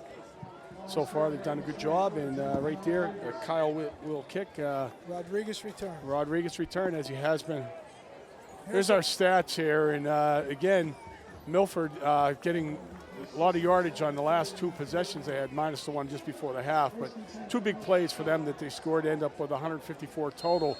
Foxborough, though, a whopping 217, and most of that being on the ground, just a powerful running attack with Neal and Ronnie Martin tonight. So Milford takes the ball here at their own 31-yard line, and we're going to see Rodriguez again, and nothing there. And actually, so Jake Pond on a tackle. Let's take another look. Here comes Rodriguez, who must have had about a good 70, 80 yards himself, and a nice play by Jake Pond, who's played a nice football game tonight. Yeah, he has. So gain of nothing, actually he lost a yard, and we're going to see 2nd and 11. And Schuler, the receiver to the near side, he has a touchdown reception here. And we're going to see the little Rodriguez in the again. middle, and there's a whole pile of people, and Rodriguez still trying to fight. Jackson's in there, 84. DeVellis 18, and at the bottom pile, I believe it's Connor Downs once again. So, And we were talking about him at halftime, Doug. He turned the game around. Connor Downs with the great play that he made on the kid, the tailback. You're right. You think of that. If he doesn't strip him down there, and we get that, they score probably on their first possession. Exactly, and the momentum is switched. Yeah. He made a great play on Quentin Orr's run. Yeah, he sure did, and and he's had a lot of tackles tonight as well. So Milford here with a 3rd and 10, and we're going to see Hearns rolling to his left, and he throws the ball well, rolling that side. Oh boy! Yeah, Schuler was open, but the ball was well out of bounds. Yeah, Tough throw, that one right there. I think we're going to see Milford's first punt of the night. Yeah, that's right. They had 2 turnovers and the touchdowns, and then the end of the half they just ran up. First punt of the game, actually. First punt of the game from Frank McDowell over here. Somebody's paying attention. Frank, you know everything. Yeah. All right, here we go. And the kicker is also the punter. And nice snap. Really good snap. No rush. And that's a high kick. Pretty good punt. We're going to see a fair catch. Buzniak, good job there. It's the right thing to do. Yep. And Pat Lahane's kick covers approximately 35 yards. So good job. No return, so he gets a net of 35. And here goes the offense again. Rogers coming out. Having a pretty good night himself, not throwing too many, but he does have a touchdown pass. And they break the huddle in the shotgun as always. Martin is the lone back, and here comes Neal in motion, and this time he's going to stay going that way, and he's got about 7 yards on that carry. Gets out to the 45-yard line. You know, it's a tough thing for a defense to play Foxborough's football team. I mean, Nolan Rogers, as we've talked about him ad infinitum, he's a wonderful young quarterback, good arm, got a lot of poise, but the running backs, 2 quality running backs in the same backfield, tough to stop him. And now we see Martin, and he's going to get your first down. So right there's your point is you can't key on one guy. Exactly. And not only that, but you can't key on one aspect of the game. You can't say shut down Foxborough's run game. We got them under control because they have the weapons to throw the ball. And Buzniak and Gilreath, outstanding receivers. I mean, they've got a lot of talent offensively. And we talked about the offensive line. I don't think the offensive line gets enough conversation. But the offensive line for Foxborough right now is playing their brains out. Yeah, they are. And they pick up a first down, so they're at their own 48-yard line. Milford now coming with more guys in the box, trying to shut that run down. And this right here, you see, again, Martin's strength for a kid. I mean, he is solid. I'm not going to say he's not a big kid, but he's not a tall kid. He's got low center of gravity. He's got great leg strength, and you're going to see it right here. He goes right into the teeth of the Milford defense, right? Look at this. Yep. And his legs never stop moving. And then Fishman's going to give him a nice shove from behind, knock him forward a few yards. But he gains 4 yards right there when he was hit right at the line of scrimmage. You know who he reminds me of? Your nephew, Kenny. Kenny Goodwin. Yeah, Kenny Goodwin ran like that. Oh, we're going to get maybe offsides here. That's offsides on the defense. Yeah, and part of that, and I would agree to that in the sense that it's the chip on the shoulder attitude too. Yeah. You play like you have something to prove, yep. And he certainly doesn't. I mean, this young man, he's established himself as a junior. He's a feature back. He's a tough, rotten kid. I love him. Yeah, and you got to be in this game. Good kid on the field, you just got to be, like you said, a tough, rotten kid. And you get the job done. So they're going to get Foxborough on motion here. I didn't see that. I didn't see it. I saw the offsides on the defensive end, but maybe the ball moved or something there. That's why they drew him offsides. But so Foxborough loses 5, and now they're looking at a 2nd and 12, their own 46-yard line. And we're going to see receivers split both sides, twin package. And Rogers is going to throw that screen. He's got Martin with blockers. Wide open, too. And Martin's going to fight. Here we go. This is the toughness we're talking about. I think he got a first down, Doug. He's close to it. He had blockers out in front, but Milford somehow managed to recover pretty quickly on this, Frank. Yep. Let's take a peek. well set up. There's It nobody in front of You Martin see right Fishman's there. downfield and stuff, but now here, Nice block. right here, 24. That's Orr. Orr slows him up a little bit, and we get a first down. You're right. So Nice block by Trevor Fishman right there. Number 64, outstanding. now what we've got here tonight is we've seen 2 screen passes out of Foxborough's offense. Yep. And that's something that in years past we haven't seen 2 in a year maybe. It's funny, AJ told me that they're going to have the backs coming out of the backfield tonight. Why wouldn't you? Because they both can catch the ball. So Rogers, again, he's going to keep this one. And he's going to get a block on the outside, and we're going to see Nolan Rogers pick up about 11 yards. He's got quick feet too, doesn't he? Sure does. Wants to show off some of his skills. Let's take a look at Nolan This Rogers. is a design play. Yep. He sucked everybody right Right, there. here Get a comes your block from the outside, and that's Tommy Rogers There you go. with a real nice block that enables Nolan Rogers to pick up 11 yards in the first down. So the Warriors once again marching. They're at the Hawks 31. Another first down. We're coming down to 6 minutes in the third quarter. And another impressive drive by the Warriors right here. You got trips to the left. And Neal's going to take this, and he's going to shoot through for about 5 yards himself, maybe 7, closer to 7 yards. A good gain running behind that right side of Fishman. Again, one of the lead blockers over there. Mike Borderi's called a terrific game here tonight. We don't give enough credit to these coaches. I talked about Joe Heinricher doing a great job with this offensive line. Michael Borderi's done a great job tonight as the offensive coordinator, calling all these plays. Terrific job. Yeah, sure has. And again, the mix of the pass and the run, complements each other very well. So Foxborough picks up 7, and we have a second down here. And again, Neal's the lone back, and now we're going to see motion out of Austin Ryan. And this is going to be a little screen pass out here to Gilreath. And a nice tackle, number 12 from Milford comes up and snuffs that out. Brandon Rodriguez makes a tackle after a short gain by Gilreath. Doug, you know what I'm wondering? Are we missing 12 and 17? Because it looks like 17 on his back. It could be. Maybe that's why we don't. Yeah, that's right.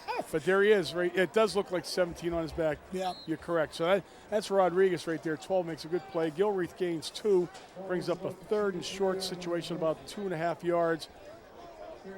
Neal again is the lone back, and he's going to take the handoff and just go right off tackle, and he's got 6 more. Gone. There's a flag. block. You're going to see a hold, I think, on Foxborough. I think we got a hold. Yeah, it's a shame because there was a huge opening there, and Neal is just so quick.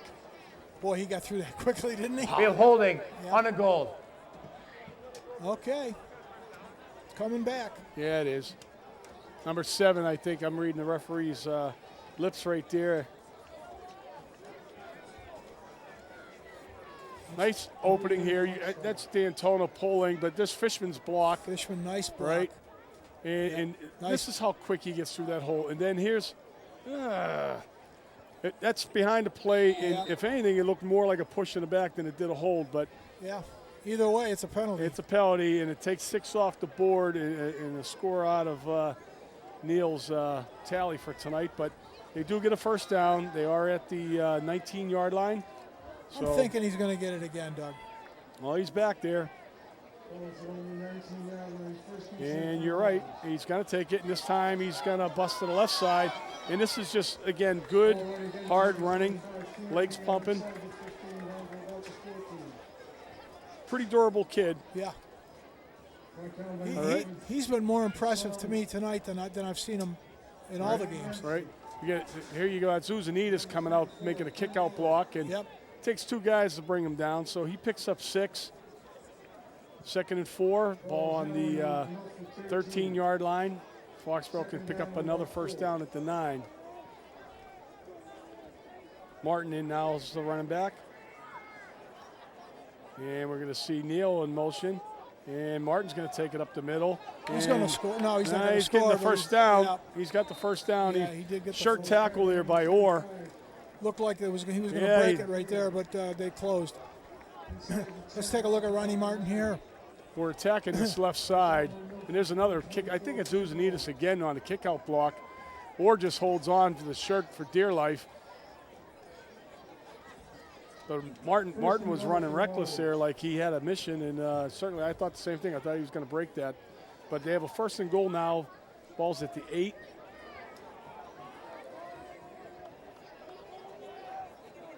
Martin, the lone back. Neal's in the slot. And what do we got here? Got a timeout, I think. We have a timeout on the white. On the white. Milford's going to take their first of the half. This is important to them because they're down by 2 scores, and we got 3.5 minutes left in the 3rd quarter. And yeah, they got to stop him. They got to make a stop here. Although we've seen how quickly they can score, they can't afford to keep giving up points because they just can't make them up fast enough. So this quarter's gone pretty quickly. It has. Yeah. It really has.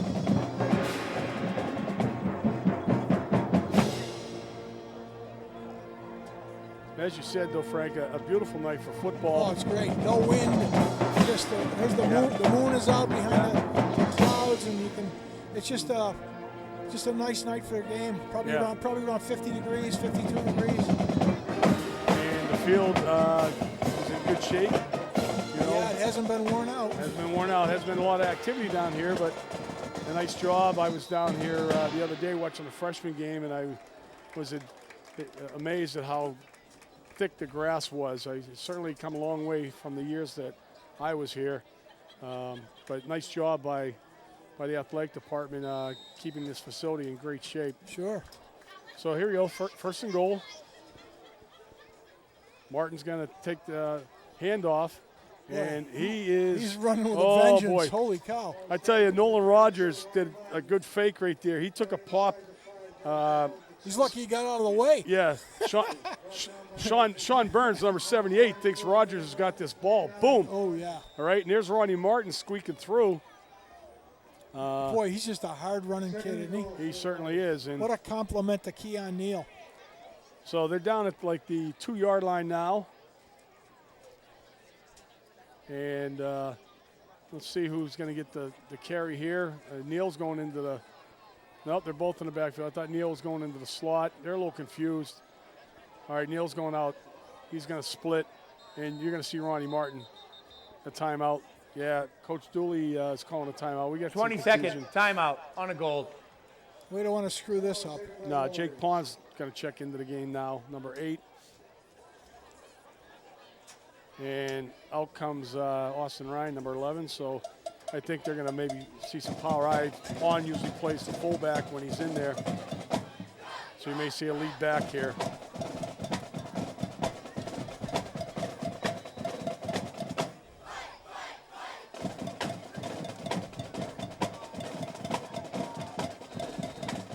Yeah, we're looking at a power eye right here. And they're going to see Ronnie Martin. He's going to take that in. Oh, yeah. He's in. Waiting for a signal from the officials. And not sure if that ball came loose or not. Milford player has the ball in his hands. That's Orr. The officials are, what do we got here? We got a touchdown. We got a fumble. What do we got going here? The officials are going to talk this one over, but. Did he cough that up, Dougie? He did. He did. That ball's airborne right there. So Ronnie Martin doesn't break the plane with that ball, goes into the end zone, and if Milford, be a touchback. It'll be a touchback ball, come out to the 20, and that would be the big stop that they were looking for. Milford wants. If it happens, yeah, they may be arguing that he broke the plane. But I'd be hard pressed to say that from what I saw right there. I didn't get a touchdown. I didn't see his hands go across the line. We're behind the play, and at the goal line level, maybe he does, but from where our angle is and what you just saw on the screen. Let's take another peek. Thank you, Mike. Here, this is a better shot by all means, and not really. I don't see that. We don't speak now. We have the runner down by contact before the goal line. We're going to repeat 3rd down. Oh, there's a huge break. Holy cow. That's a huge break right there. Good thing they don't call for a replay. Yeah. Holy cow. I mean, Foxborough just got the break of the year right there. We don't see Ronnie's progress being stopped there. We don't know if his knee's down or whatever. We but see the ball fly out of there. And just to that point, that's unusual for him because he does a great job of protecting. He's always got 2 hands on the ball. So let's take a look at it again. Right here. There's Martin going. And then right here, you're going to see the ball right in the gap. There it is. He was not stopped. That ball came out. Yeah. Wow, that's a huge break for Foxborough. All right. Neil's going to probably take this one, and he does. They're going to run that play they ran earlier. And Neil scoots in from 1 yard out. It really doesn't matter, does it? Nah. Again, my liking versus what they call is if I'm at the 1 yard line, I don't like that shotgun snap. I just think, a bad snap can screw you up. A couple years ago, I think it was over in Stoughton, we lost the game over there, and we're in a similar situation when we were down inside the 5 and we had a bad snap and, all hell broke loose. But the bottom line is you're that close, your QB could push it in. It's just. I got to tell you, in all honesty, I think Foxborough got a huge break on that. I couldn't agree with you more because I think that ball's out. I think it's a touchback. Certainly we have the benefit of the replay, but Martin didn't look like he had the momentum across the goal line. I'll give him that, but that ball looked like it was out while he was standing up. Yeah. And what made it a little difficult, I know you got 5 officials out there, but there was a mass of humanity there. And Foxborough going to try the 2, and they stop it right there. Yeah, that was that Gilreath on a little shuttle pass. Yep. Yeah, big number 77 there. Mike Casey in on the stop, but.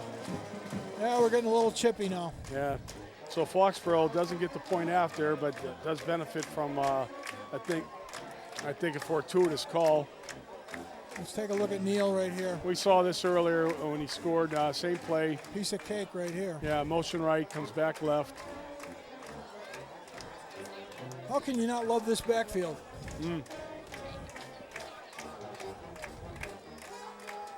Well, we got 2 minutes left in the third period, 33-14. Let's see if Milford can answer here. Yeah. Thing is, that would have been the stop that they needed. Like we said a few minutes ago, they called the timeout. They set their defense, and you're thinking if they make that play, if they make that stop there, then 13-point game, they get the ball back. You never know. You never know.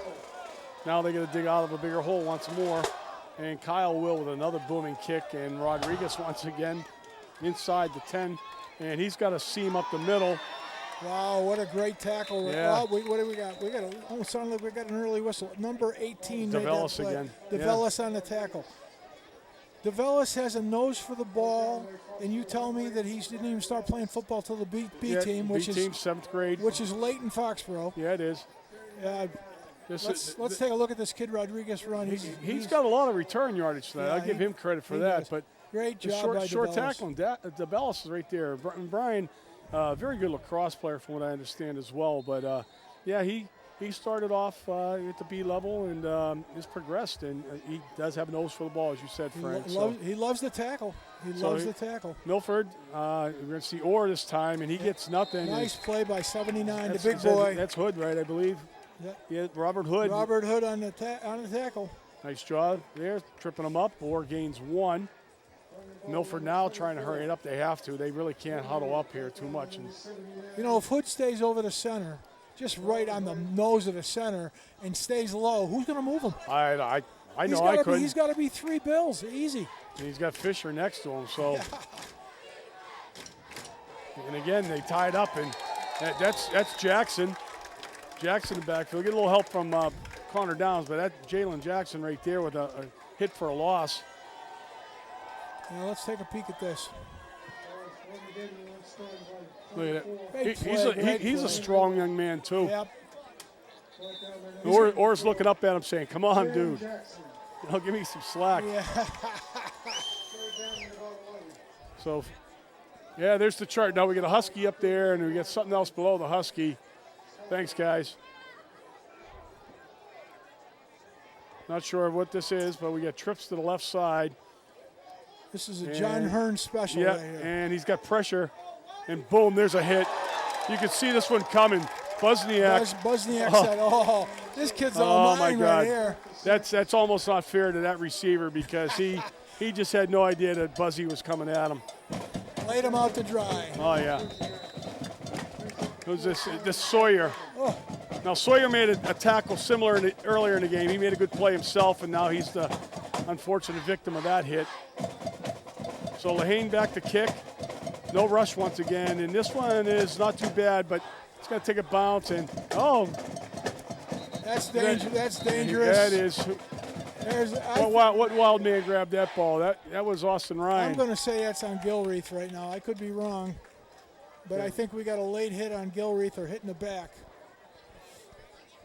Yeah, they're pointing over at him, and Gilreath is shaking his During the play, head at the we had a coach. personal foul on the goal. Yeah. It'll be accessed on first down.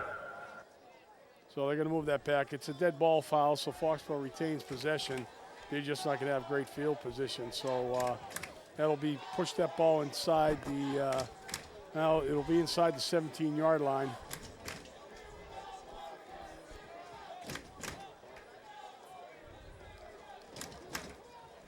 So we're going to change. Actually, that's the end of the quarter too. So we're going to change ends of the field here.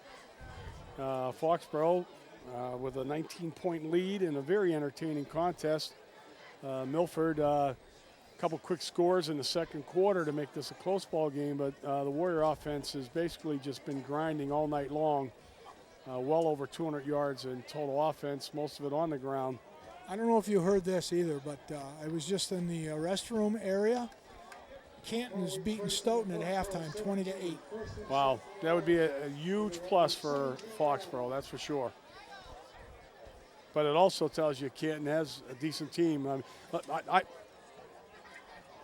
Yeah, we're going to see the standings shortly here.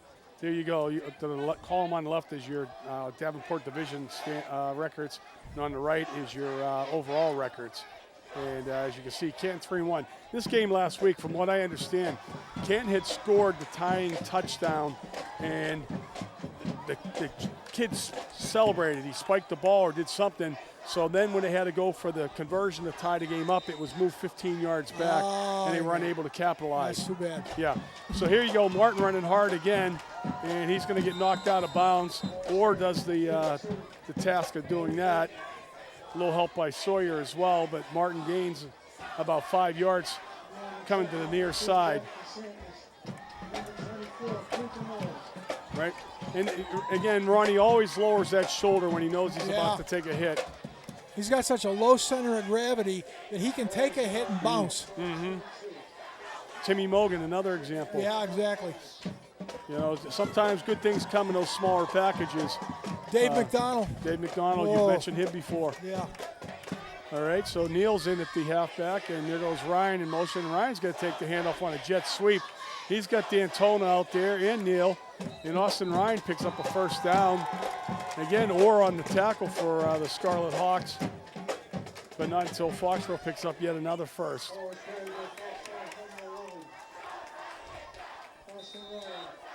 See D'Antona and Neal out there. Joey D'Antona's another interesting story too, Frank. A young man, played a lot of Pop Warner football. I had him for a few years. Again, steadily progressed, but went into the weight room. Got stronger, and last year I believe he was injured and missed a good part of last year, if not all the year.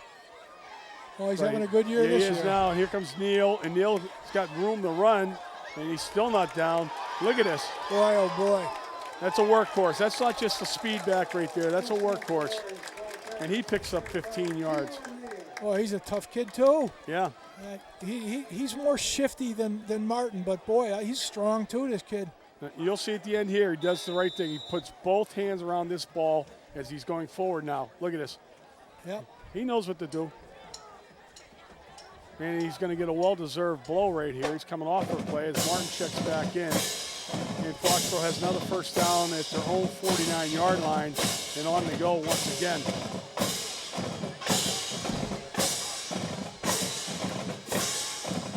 And now we're going to see Busniak. We're going to see a double reverse pass. This is an A.J. Dooley play. Oh, he drops the ball. He dropped the ball. He dropped the ball. Yeah, Austin Ryan trying to keep his balance. He was actually running backwards. Sawyer was on the coverage, but this is out of A.J. Dooley's playbook. I can tell you who came up with this play. A double reverse pass, and Milford was fooled Let's take a peek.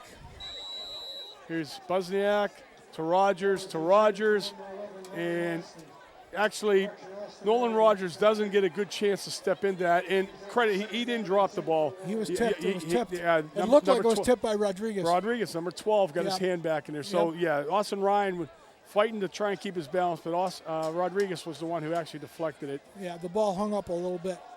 There's Ronnie Martin trying the outside, and Ronnie's got a first down again. Boy, Milford's sick of seeing these two guys, I'll tell you that. I think easily they're both. I know Neal's over 100 yards. I believe Martin would be over 100 yards as well. Let's take another look at Ronnie Martin as if we haven't seen enough Booth of him tonight. again. Uzanitas. With a block in the back. This one's coming back. Boy, oh boy. And a block and back. I don't know who they call that one on, but if they're calling that on a lineman, I didn't see any downfield blockers blocking in the back. No, I didn't. Well, Ronnie Martin loses a nice run right there. Might have been a wide receiver. Yep. Let's take a peek again. Yeah, look hard. Let's see if we can find it. There's Fishman right there. Uzanitas 70. I'm not seeing anything. They're at the line of scrimmage. It's right here. Where's this at? Oh, I'm not seeing that. If it's at the line of scrimmage, you get guys turning to make the play, but that's all right. We'll come at him again, and there goes Neal in motion, and we're going to see a little pass to him in the flat, and he's going to race down for that first down. He just picked it back up again. Nice, well-designed play. Good catch and run by Keon Neal. Let's take a peek at that again, Mike. Yeah. Let's take a look at Keon Neal. Turns it up just in time, and Rogers rolls out. Nice throw, nice catch. And, you know, if he doesn't get tripped up, he's got another 10 yards easily. And now we're going to see Neal in motion once again, and why not give it to him again? And this time he takes a pop at the line of scrimmage. Here we go. More mouth. Yep. Mike Casey, 77 in there. And number 2, Sawyer, once again down at the bottom of that pile. He's hurting a little bit there. He's hobbling. We have a dead ball foul on the white. An automatic first down. Well, and again, Sawyer's down. You may want to get somebody out there. He took a lick. So dead ball foul adds 15 more to that run by Neal. And Foxborough is getting deeper into Milford territory and ready to set up another score. Yeah, Milford's just getting whipped now. Just getting whipped in the line. They're all tired.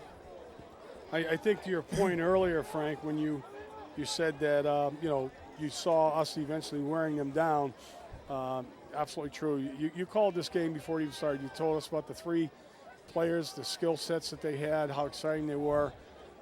Milford has an offensive attack. It's just that their defense can't stop Foxborough. And there goes Austin Ryan again, and Martin on the inside handoff. And, nice hole. Oh, look at that. He's still going, and he's not going to have a first down, but he's going to be darn close. He just punished this number 7 from Milford. Just punishing.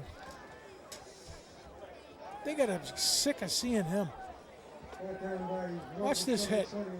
Bink. Oh, God, he stuck him. Number 20, actually. Yeah. 20, was it? Yeah, 20. 7 was there, too. He doubled. He was on his back, Ryan, yeah, he got them both. Ryan Nesta trying to square up. He broke down and make the tackle, and he actually took a shot and a half from Ronnie Martin. What a good game this is. I'm enjoying this. Yeah, it's entertaining for sure. 7 minutes and 17 seconds remaining in the contest, and here we go with Martin once again. And Ronnie's going to find the end zone. He deserves that. Yeah, he did. He's worked hard tonight, so he's got 2. Neal's got 3, and Austin Ryan has 1. So Foxborough has scored often, and now it looks like they're going to try the 1-point attempt.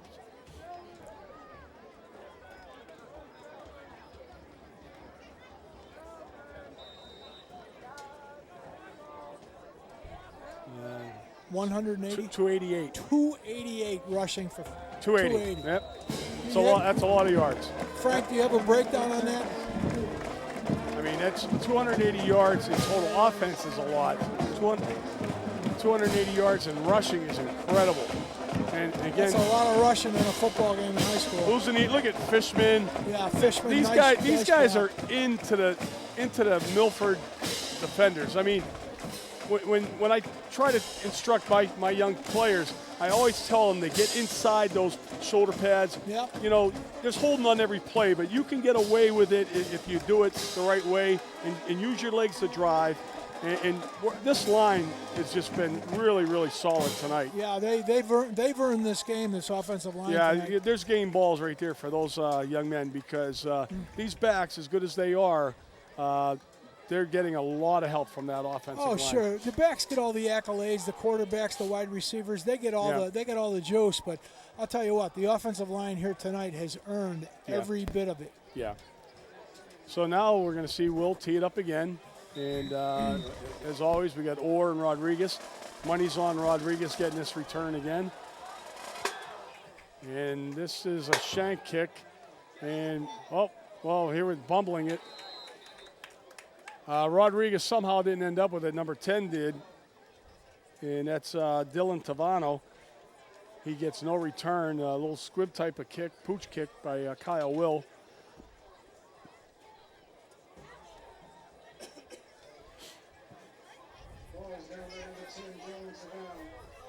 So Foxborough, at some point in time with a 26-point lead, we might start seeing some of the reserves getting a chance to get into this game.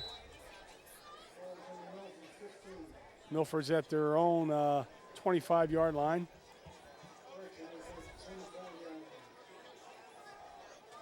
And once again, we're going to see Rodriguez.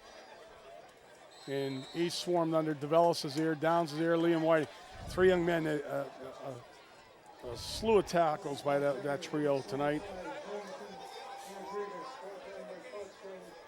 Number 19 is the core. Hearns is out. Is he? Yeah. I'm not sure why. I wouldn't take that kid out of the game at all. No. But none of my business. That kid's a quality athlete. He should be somewhere on the field. Yeah, in fact, I don't know is he a senior, Frank? You know that? I have no idea. The rosters doesn't tell us the class that these guys are in, but he is certainly an exciting young man. And number 19 connects with Shula, number 11, who has the touchdown reception earlier. 19, the quarterback, is Zach Lanzetta, and he throws a 20-yard completion pass. Let's take a look at Lanzetta right here. Nice job rolling to his right, creates a little moving pocket for himself. And again, Shula open out there. Tommy Rogers, Ross Smith on the tackle.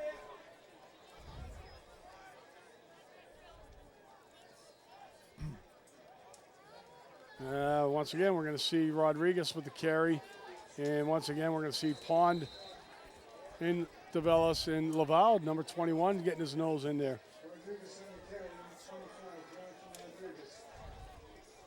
Rodriguez has probably got 25 carries in this game, Frank. Yeah, he's a workhorse, and he only looks like he's about $160. Yeah, not a very big kid. A few years ago, we saw a couple kids from Sharon that were built like that ran the ball very well.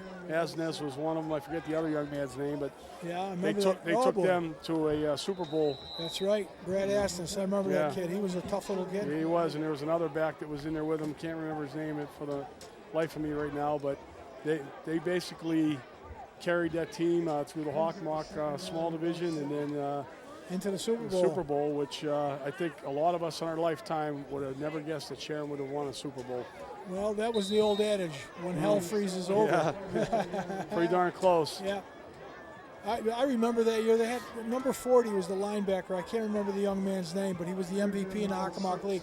He couldn't have weighed more than 140 pounds. They weren't big, but they were good. Tough kids. Yep, and now we'll see Orr with the carry, and he gets tripped up. The big guy got him, yeah, I think. Is that Hood? Yep, I think it was.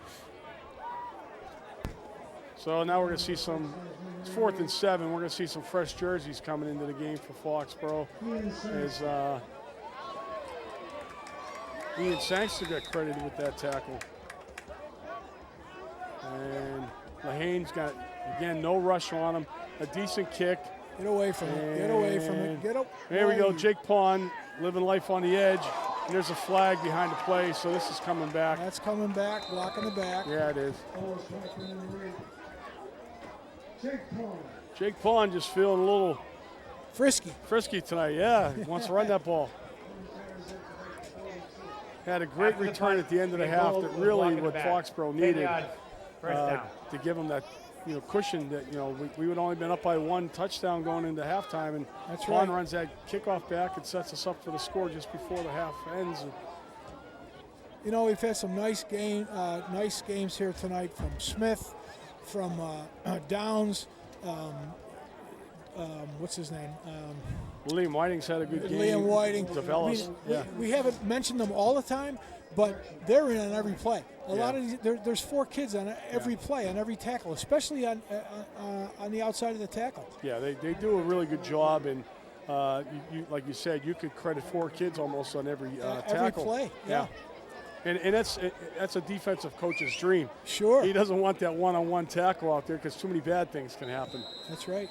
So new unit in here, Dougie. Yeah, we do. Number 9 is that Darren Kelly, I believe, is checked in as the new Warrior quarterback. Lavaud there is the tailback. Yeah. They were 21. 20-second timeout on a goal.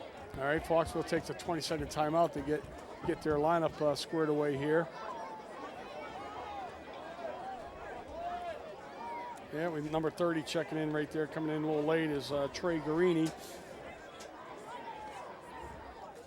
Darren Kelly's the quarterback. Yeah, he is. Yep. Darren Kelly is, he's an exciting ball player as well. Oh, high snap, he pulls it down, and he's going to get sacked. But that's no fault of his own. That ball was almost over his head, and He made a nice athletic play to get it. Marana, number 44 for the Hawks, makes the tackle. But look at this. Wow. Darren never stood a chance right there. So he loses like 6-7 yards on the play. And Foxborough's now back at their own 5-yard line. Looks like Jack's giving all these seniors an opportunity to play. Tyler Cowley, number 60, he's in the game. He's a senior. Let's see if we can get the rest of them, Doug. We got motion on the right tackle, right guard, I'm sorry. Yeah, there's 34 and 30. Offense. We got Repeat second down. well, 34. Paul Darcy. Paul Darcy's in there. He's Trey a Garini, sophomore. yeah, Trey Garini's an underclassman as well. We'll see if we can get some of these linemen, though, as you said. 67. 67 is, we got Kevin Duffy. Kevin Duffy's a junior. Yep. 68's out there. That's Sean Smalley, I believe. 88, Ian Sangster. Sangster, yep. So Foxborough's digging himself a little bit of a hole here. Colley is the center, as you said, Frank. And another high snap, and this is Lavaud, and he breaks it out for about a 5-yard gain. Nice solid run on it, his part. Give a little breathing room to that Warrior offense. Another high snap. He's lucky that he got a safety. If Darren Kelly was 5'6", there'd be 2 safeties right now. He's pulled those ones out of the air. So a 3rd and long here for Foxborough. And again, Lavaud is the lone back. And that's a much better snap. And Lavaud, this is a keeper by Kelly. And he gains about a yard, and that's it. And Foxborough's going to have to punt this one away. I think we're going to see Pat McCarthy out there now. So this will be our first punt, yeah, I our think. first one too, yeah. Well, we got about 2 minutes left in the game. A great win for Foxborough tonight. Outstanding effort offensively. Nice job defensively. Yeah. They had their work cut out for them, the defense, though. Yeah, early on they did, and again, we said that we just eventually wore them down. Yep. Milford might have had a lot of kids playing on both sides of the ball, and that always leads to exhaustion. Yep. Yep. There's another high snap, but McCarthy with a knuckleball kick out there, and once again we're going to see Rodriguez, and once again Jalen Jackson and Gilreath on the tackle. So Rodriguez, with his returns and ball handling, ball carrying skills tonight, has been the main focus of the Hawks offense. And we have a player down here. Somebody's down. Yeah, Milford. Milford player, yeah.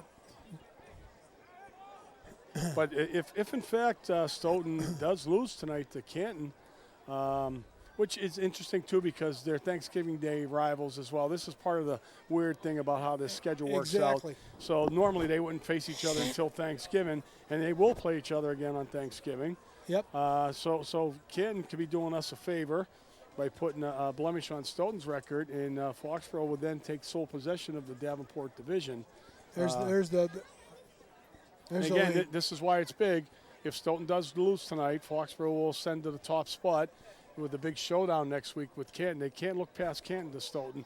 And as you said, Frank, at the end, that could be the game that determines the division champion, because if Foxborough goes in undefeated, Stoughton's got one loss, Stoughton wins the game, they'll have the head-to-head tiebreaker. So we're still going to beat, regardless, we're going to beat Stoughton. Yep.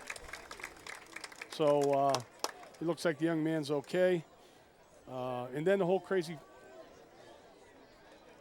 Now Stoughton is in our division, Frank. Stoughton's in our division. Oh, for playoffs, no. But in order to win to get into the playoffs, you want to be that number one team, and yeah.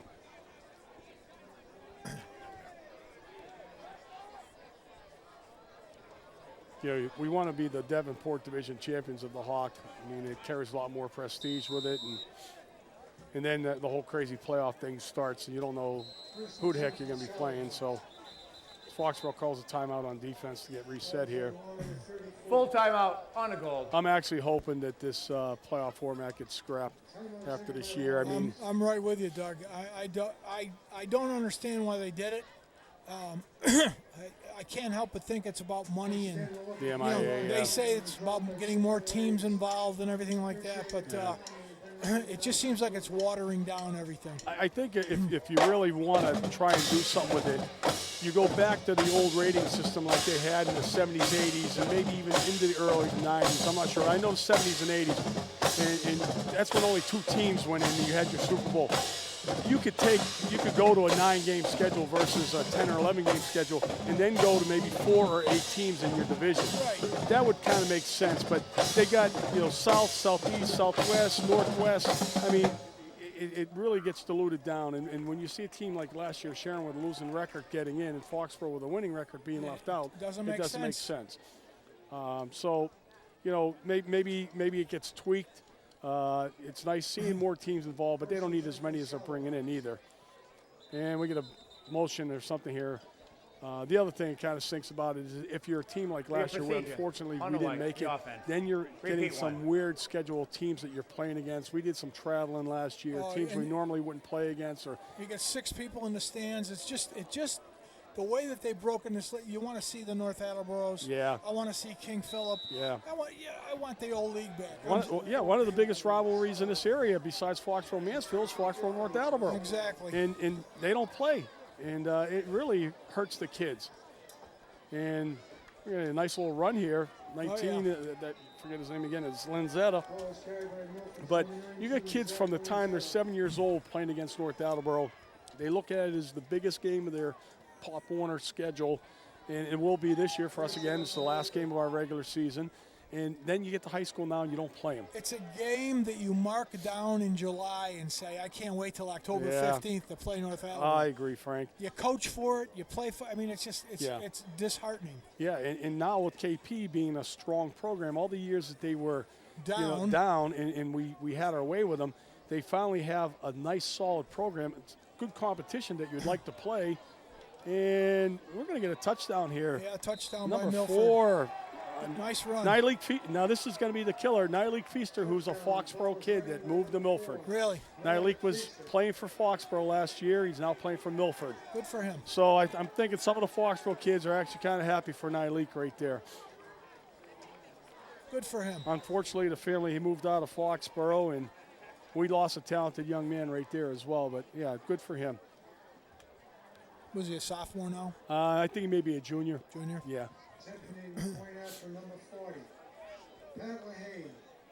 So Milford does punch one more in. We have a 40-20 game, 60 points total so far, pending this extra point attempt. And certainly a pinball type of activity game here tonight. And Lahane booms one in, another good kick. So 1:03 remaining in the contest. We're going to see a kickoff, and Foxborough Foxborough likely to take a couple knees, but Let's take a look at this young man's touchdown here. Nyleek's running hard, and dives. He smells the end zone. That's just a great effort on his part. Sure is. And I'm happy for him. Again, a kid that played a couple years here. Take another one.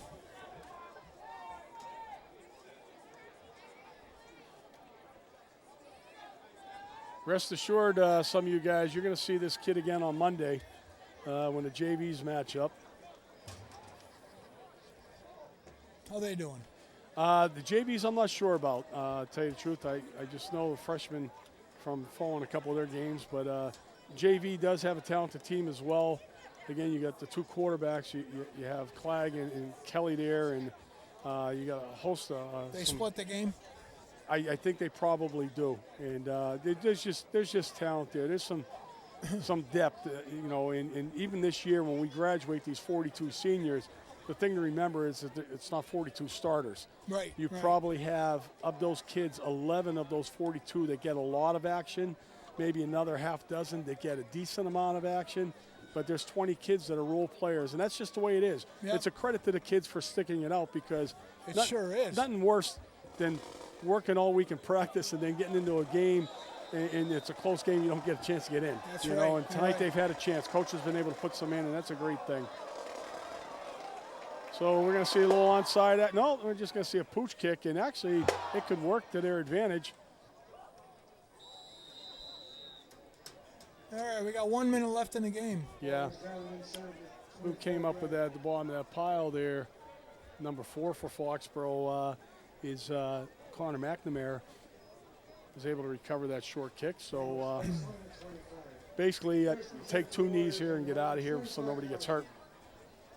Again, this little pooch kick, and the last second you see, oh, actually, let me take that back. 34 ended up with that ball. I thought it was 4. So that's Darcy, I believe. Paul Darcy comes up with that recovery. So now it looks like we're going to run a play.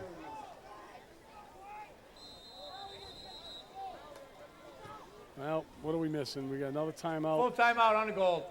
Trying to get some kids in. We don't have 11 kids. That's the problem.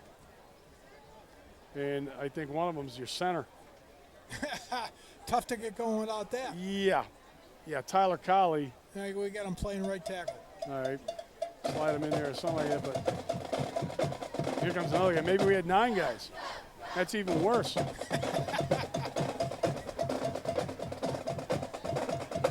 Here's the one thing. When you're on that sideline, you get that opportunity. You make sure you're not late for it, right? Oh, yeah. There's the knee. Kelly does take the knee, and that's the right thing to do.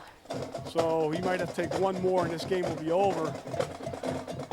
But a very entertaining contest, to say the least. Hard played. I can't remember when we've had 60 points in a football game, Doug. It's been a while.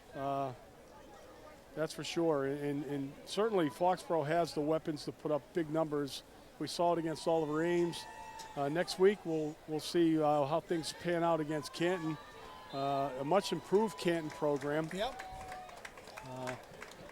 Bringing back the glory days of the 80s when Foxborough and Canton banged heads quite a few times. Canton having some really good Super Bowl teams back then. So this game finishes up. The story tonight, really, the offensive line, the Foxborough, as well as the running attack, the two-headed dragon of Martin and Neal, almost 300 yards in rushing. Yeah, that's pretty.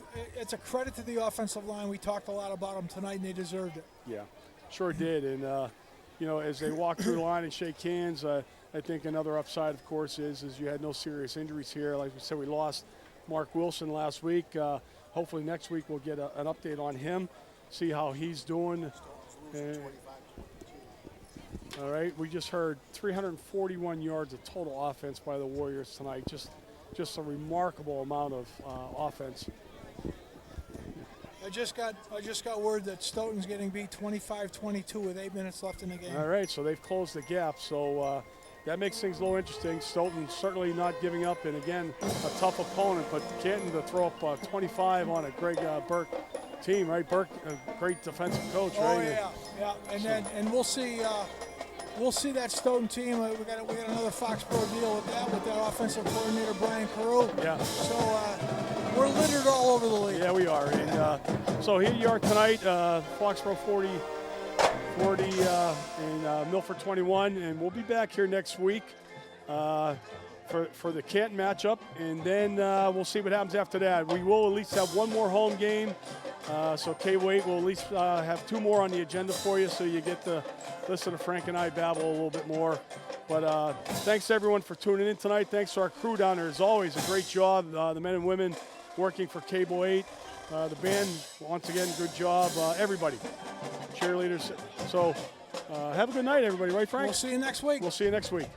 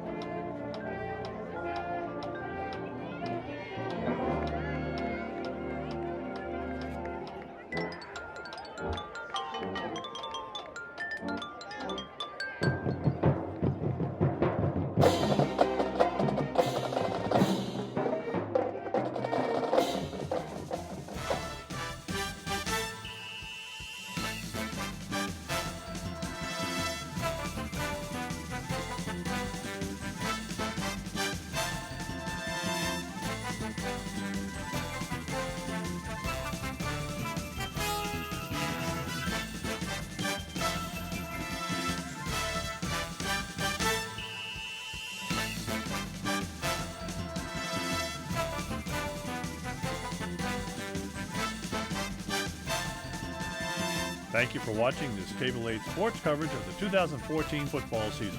Game coverage made possible through the efforts of Foxborough Cable Access volunteers. You can watch all the Warrior home games Mondays at 8 on Comcast Channel 8 and Verizon Channel 39. You can also catch us online at fca.tv.org and follow us on Facebook and on Twitter.